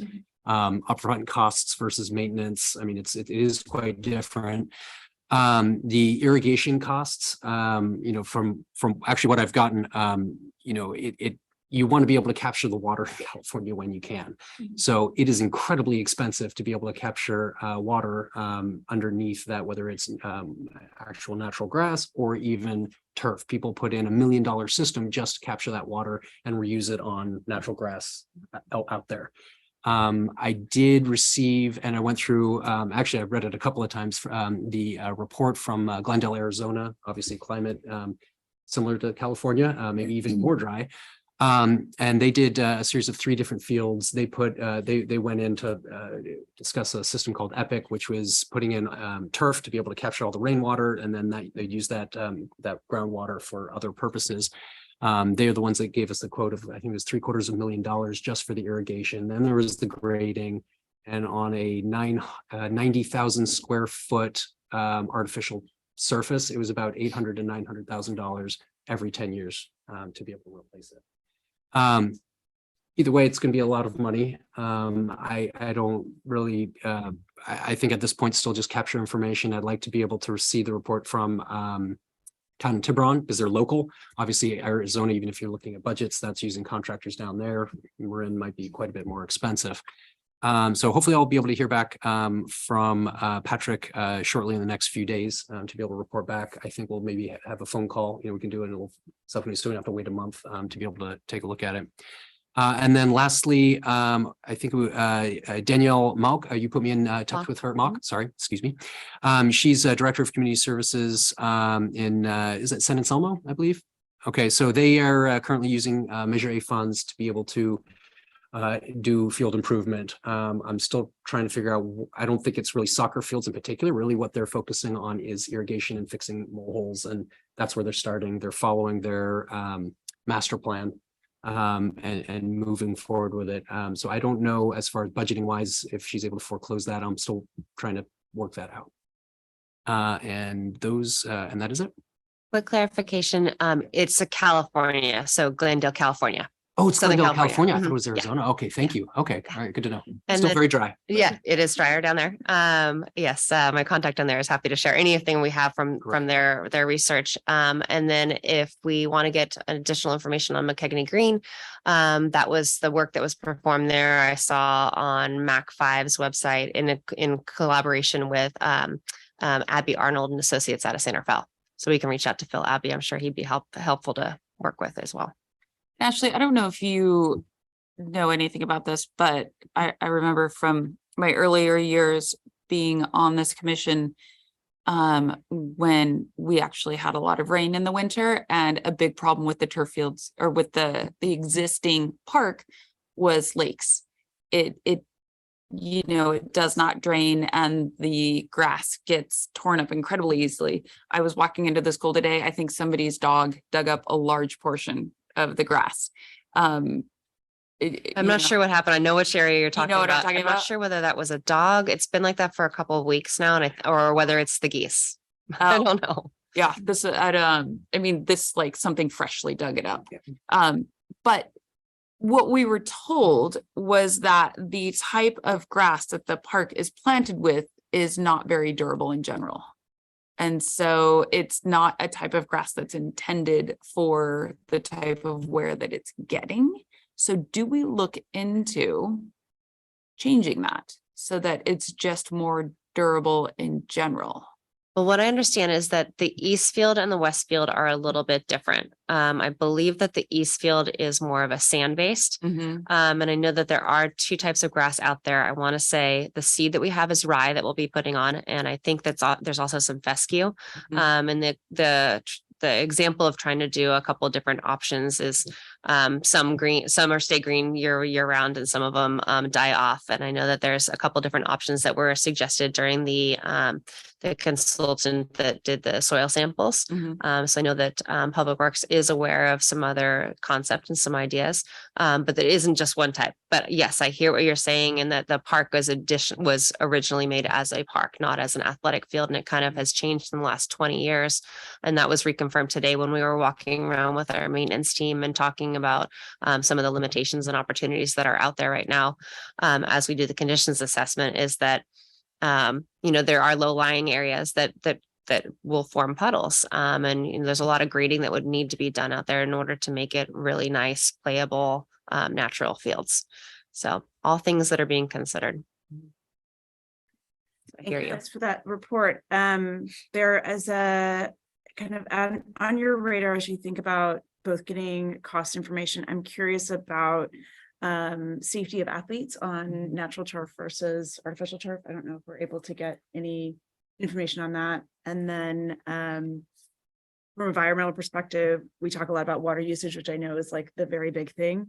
But the heat with artificial versus natural turf, it may be hard to get a final assessment on it. But if there's anything I can do to support, I do have connections to some ecologists who may be able to provide some insights, both in the heat and kind of general ecology and turf.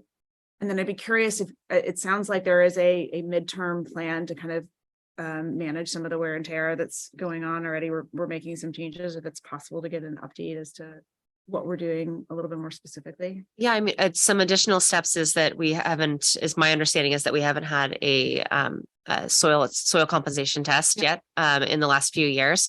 So those results have come back and it kind of showed some deficiencies. So product has been purchased as a form of amendments that we'll be adding to try to neutralize some of the chemistry challenges that are out there. And they're different chemistry results for the east field and the west field.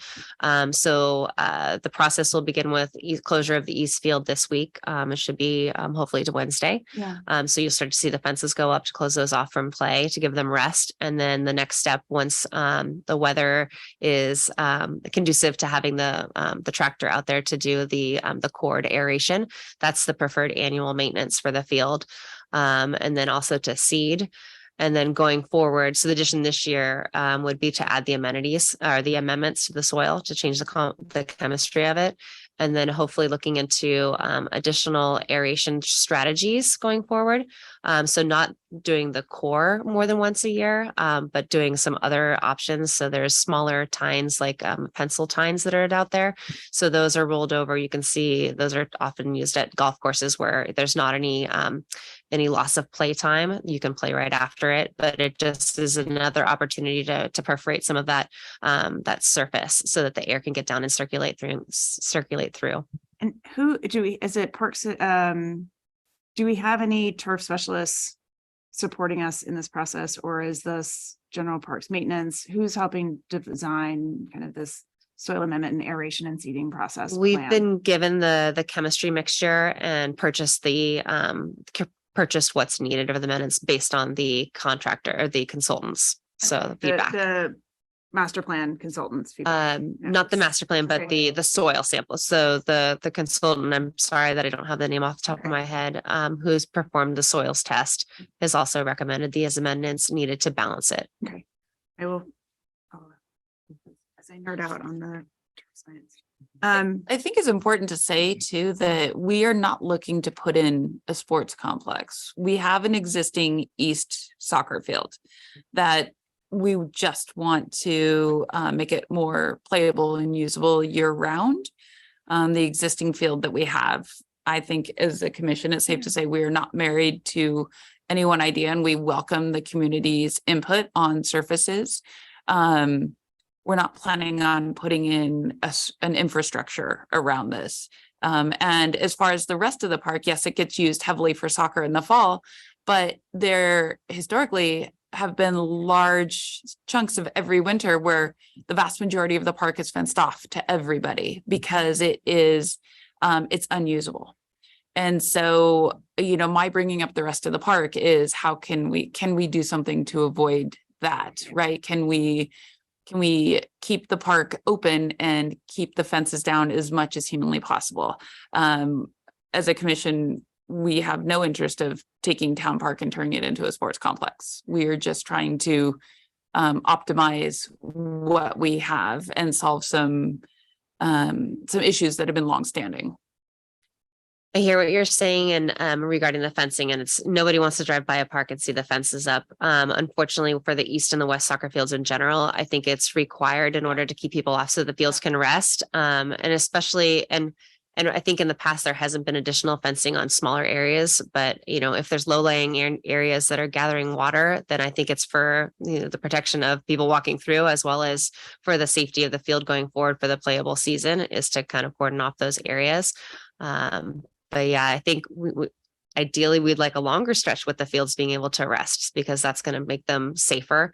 The reason why they get so compacted and which causes potential injury for our players is that if there's not time for it to rest, there's not time to aerate it and you don't get the air into it. And then you just get that compaction. And that's why it tends to be a less safe playing zone. Thanks to both of you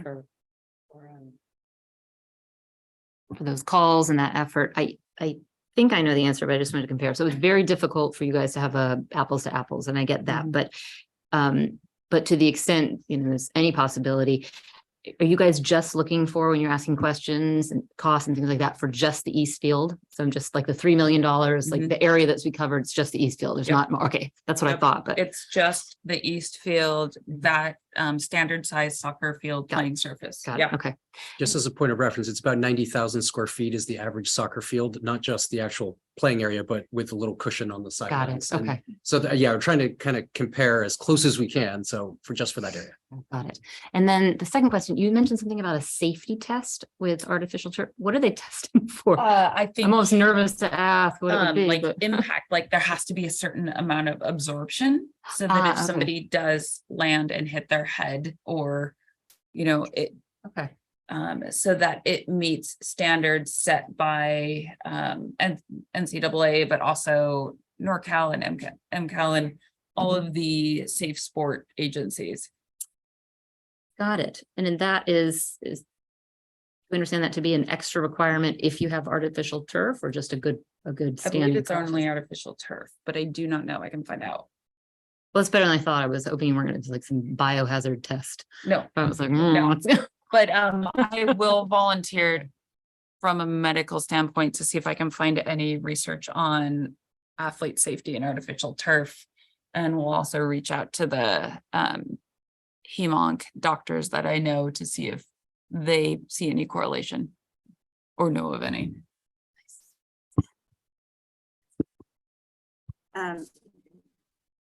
Louise, Emily, if it's okay with you, I can summarize what we learned about pools. Sure, please. All right.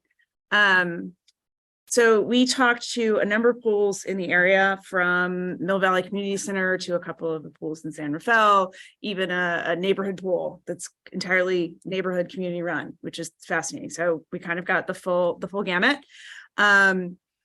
Mill Valley, was very open in kind of what they understand about their cost structure in their very best year. So I think that the big headline that I came away with was no one's recouping the cost to run the program. Forget the recoup the cost to build the facility. Running a program on a year-on year-out basis is a losing proposition. Mill Valley in their best year for aquatics and fitness was 94%.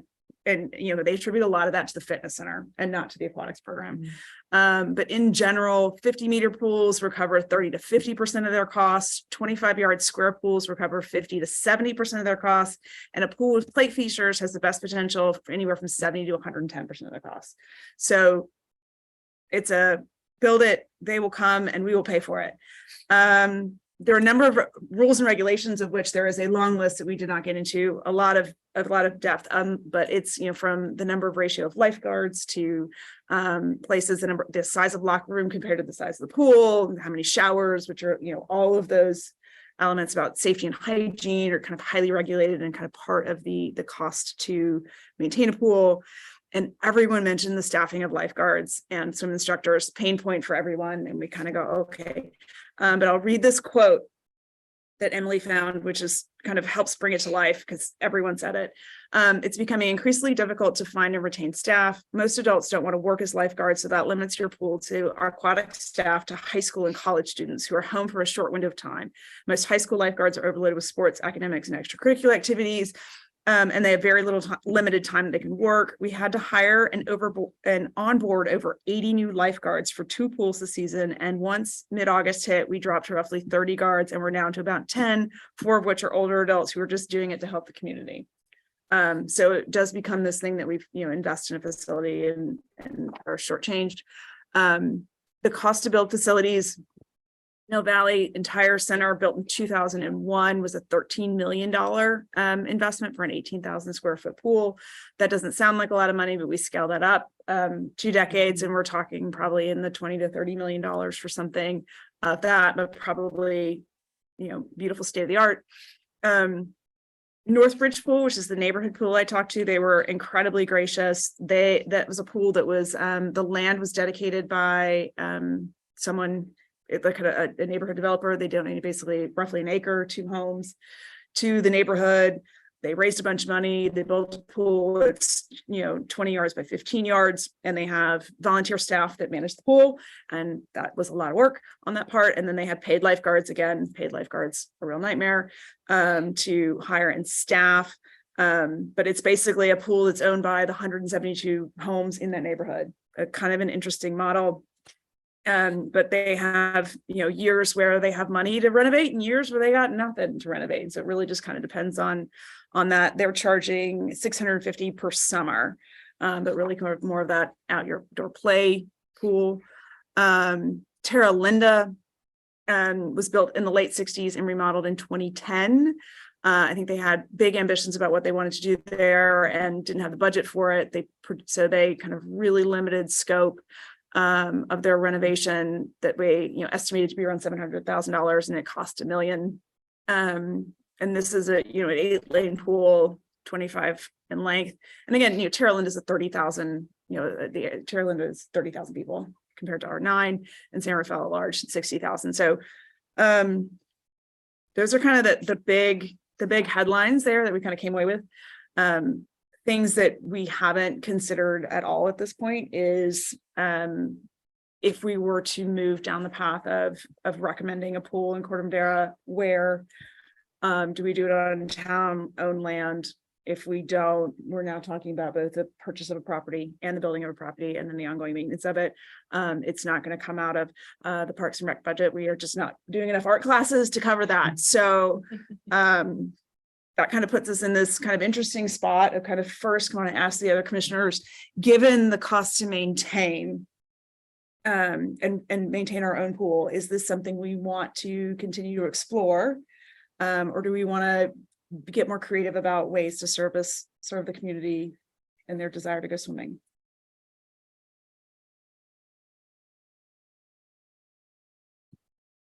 I guess I can start. I just know from talking around town, as well as the prioritized wish list that went out, it was ranked #1, and it was pretty by a number. I don't remember what that was. Maybe you can probably remember, Ashley, but I think that, we owe it to the community to keep pursuing it. I'm kind of shocked. I know nothing about pools, so those numbers jumped out. I'm like, I don't know how, we afford that, as well as the location. Considering how much contentious issues we deal with dog parks and restrooms, how are we going to do with a large swimming facility? I guess a question that I do have is, roughly how much square footage do you need? Is town park even an option? And that's clearly the largest area that we have. So yeah, the feasibility I have concern with. But again, we're gonna owe it to the community to keep pursuing it. So it's just my comments. I don't know. I think it's easy for people to say, yes, I want a pool, without thinking about what you have to give up to get it, right? And I think understanding the footprint, and we don't have any place to put it other than town park, and kind of literally laying it out on the park and saying we would lose this much of the park. Are people still wanting to pursue this? Cost aside, right? We have very limited options short of somehow buying the Holiday Inn and, taking over that. I don't know what else, but I feel like a lot of people probably, I would say, yes, I'd love a pool. But now that I'm been on this commission, I realize the reality of it is, we'd be giving up a chunk of our open green space that's a tough decision. I remember early in the discussion of this, there was comment about potentially using Park Madera, using that land and taking that over and creating an aquatic center or a pool. Just as, I don't know if I just remember that being an option. So they're beyond taking away from the green space or purchasing other land that is town owned. I do agree with Commissioner Rose. I think clearly people want this. It's attractive. Who doesn't want a pool? But I also agree with Commissioner Elson. It's easy to check a box. I think I checked that box. I'm like, I would love a pool. Figure it out. But these numbers, it's not just the numbers that are staggering. Actually, I think it's the maintenance. It's the idea of, it's not like you build once and you're done. And it's the staffing on top of just actual physical maintenance. I mean, it's a huge undertaking that I think that the town needs to better understand to be able to favor it. So I'm torn between committing more of our time to this effort when it doesn't really feel maybe very realistic versus do we spend some time, do we halt here, spend some time communicating this information to the community and then circle back. I don't know what that looks like, but those are pretty staggering data points.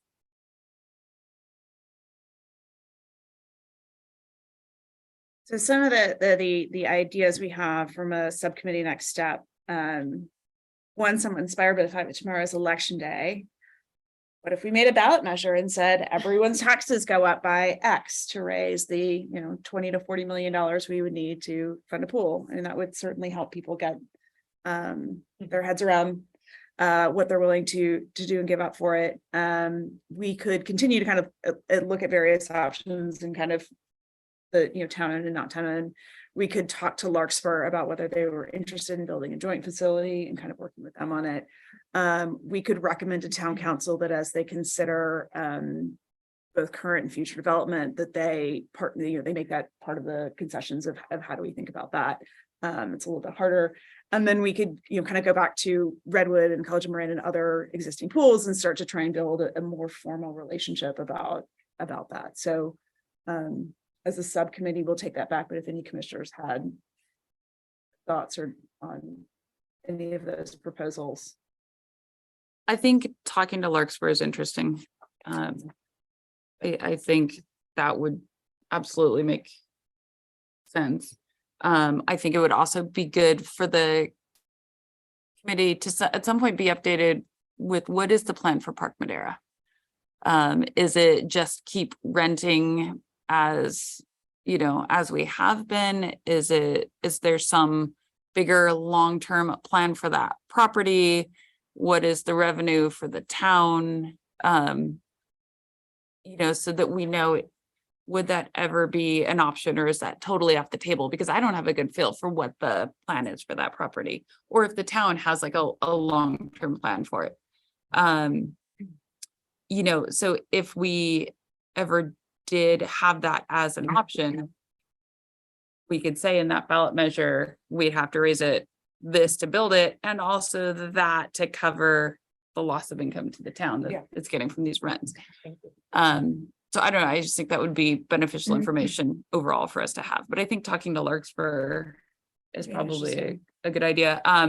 One note about the high school pools, they are not No, not at all. They are not easy to get into. They are not easy to get out of. They are designed for competition. So they are not pools for kids and families to go play in. That, you know, they do have swim hours available every summer and almost nobody uses them. So you know, that is a subject that comes up pretty much every year to the high school district. And it's something that's definitely been looked at. Yeah, and I know there was once a relationship with the Best Western. If you've ever stayed there, has a lovely pool. Yeah. And unfortunately, that is no longer viable. So I think that, you know, there has been precedent that we had a public-private partnership in Corte Madera for people to have access to it. And so I think it's potentially even something we take to town council as a recommendation as we continue to explore, as they're thinking about it, to kind of be part of their consideration set. That is also, yeah, definitely something we should keep up with. Suggestion was the public-private partnership for housing development and a pool at the Macy's area. Yeah. Right, like, so I'm hearing that what we've presented isn't necessarily a deal breaker just yet, at least for our purposes of moving forward and doing some more exploration, talking to Larkspur, keeping things going so that we can maybe provide an even more robust assessment of this. This is what we're looking at, folks. That fair? Yeah, we need to know at least, if nothing else, what we're saying yes or no to. Yeah. You know, and that's still unknown. Great. That concludes, I believe, the ad hoc committee's updates. Are there any individual commissioner updates? I have one just for Ashley and her staff. I know an older woman who came to me very, very distressed during the heat wave, asking me if I knew of a cooling location. And I was at work and a quick search didn't bring up any information. I reached out to her, and the woman, without saying so, just drove over to the Parks and Rec office. She doesn't live in Corte Madera. She lives in Marin, but and stopped in, and I don't know which staff member helped her, but somebody took a great amount of time to sit and help her find resources. And she left with the best impression, was very grateful. And also now is regularly coming to the exercise class there. So thank you to your staff for taking the time for her. Thank you. Their updates. Right, that then closes up. Before we do that, in there, at any other ad hoc subcommittee suggestions, there was a conversation about the philosophy of Parks and Rec that came out of the town council meeting. Is there a commissioner that would like to take that on as a ad hoc subcommittee beforehand?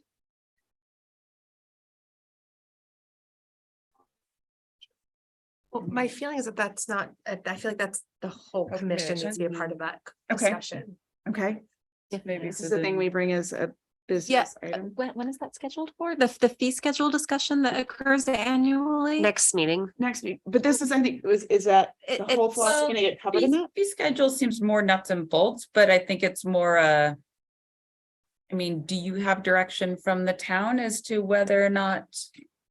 Expectations. No, Yeah, that yeah. question was asked at the last council meeting, and I asked the mayor whether that should be a council direction. And it was, I think maybe I got the impression that council might like a little bit more feedback or support on what direction the commission would like, and then they would like to weigh in.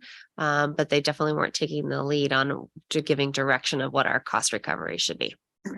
So I think it comes to almost, I mean, there's the specific question about money. But I think if we back it up a little, it's sort of like the mission statement, right? Like, That's- yeah. what's our purpose? what's our purpose? And let's make sure we're maintaining that, particularly as members change and things come out, like at least this current group determine what we think the mission is. And I think that hopefully would answer that question by creating a philosophy, as Sarah mentioned. So And is that something that town council tells us what it is meant to be, like, this is your purpose, you've been appointed to do this. sounds or- like what do that. you It think? sounds They were like- watching us. They were like us. It's like us. Which I appreciate. All right, yeah. Okay. And it sounds like you would like to do that kind of at a commission meeting, have those discussions I think rather than. that should be a shared conversation. Yeah, I agree. And I think that it doesn't have to be complex. I think it's probably quite simple. But I think we need to do it as a whole for it to represent the commission. It can also be a first step conversation too, see where it goes. Were you thinking of asking someone just to sort of noodle around like what other parks and recs elsewhere so they Yes, can do a help little guide the research discussion? and come with like a point of view on how to lead the conversation, Mm. more than kind of go decide it. Cause I think Yeah. we could, this is. I've been to a lot of these workshops. There's usually someone who facilitates the brain trust of the whole pieces, but, I think at minimum, adding it as a potential future agenda item. An upcoming meeting, makes sense. And then, we all take it away as something that we sleep on over the next couple of weeks and come back with at least having thought of it. Yeah, I think we do that and then someone can draft it, right? Or can kind of Coming out of compile that. the feelings of. That's my thought. So we're dancing into item number 7. We don't need to vote on anything on item number 6. Yes, we're good. Okay, routine and other matters. Any other future agenda items? No ad hoc committee assignments. We are maintaining the same ad hoc committees for another month. I'm happy with that. Any feedback on how the ad hoc committees are working? Does anybody need more help? I think this has been a good discussion with people having done some homework and bringing stuff in. So I don't know. I like it. Great. Items for yearly review are here. Our next town council meeting is December. Oh, that's me. It's my turn. And are we ready to adjourn? Adjourn. Our next meeting is scheduled for December the 5th. All right. We're adjourned.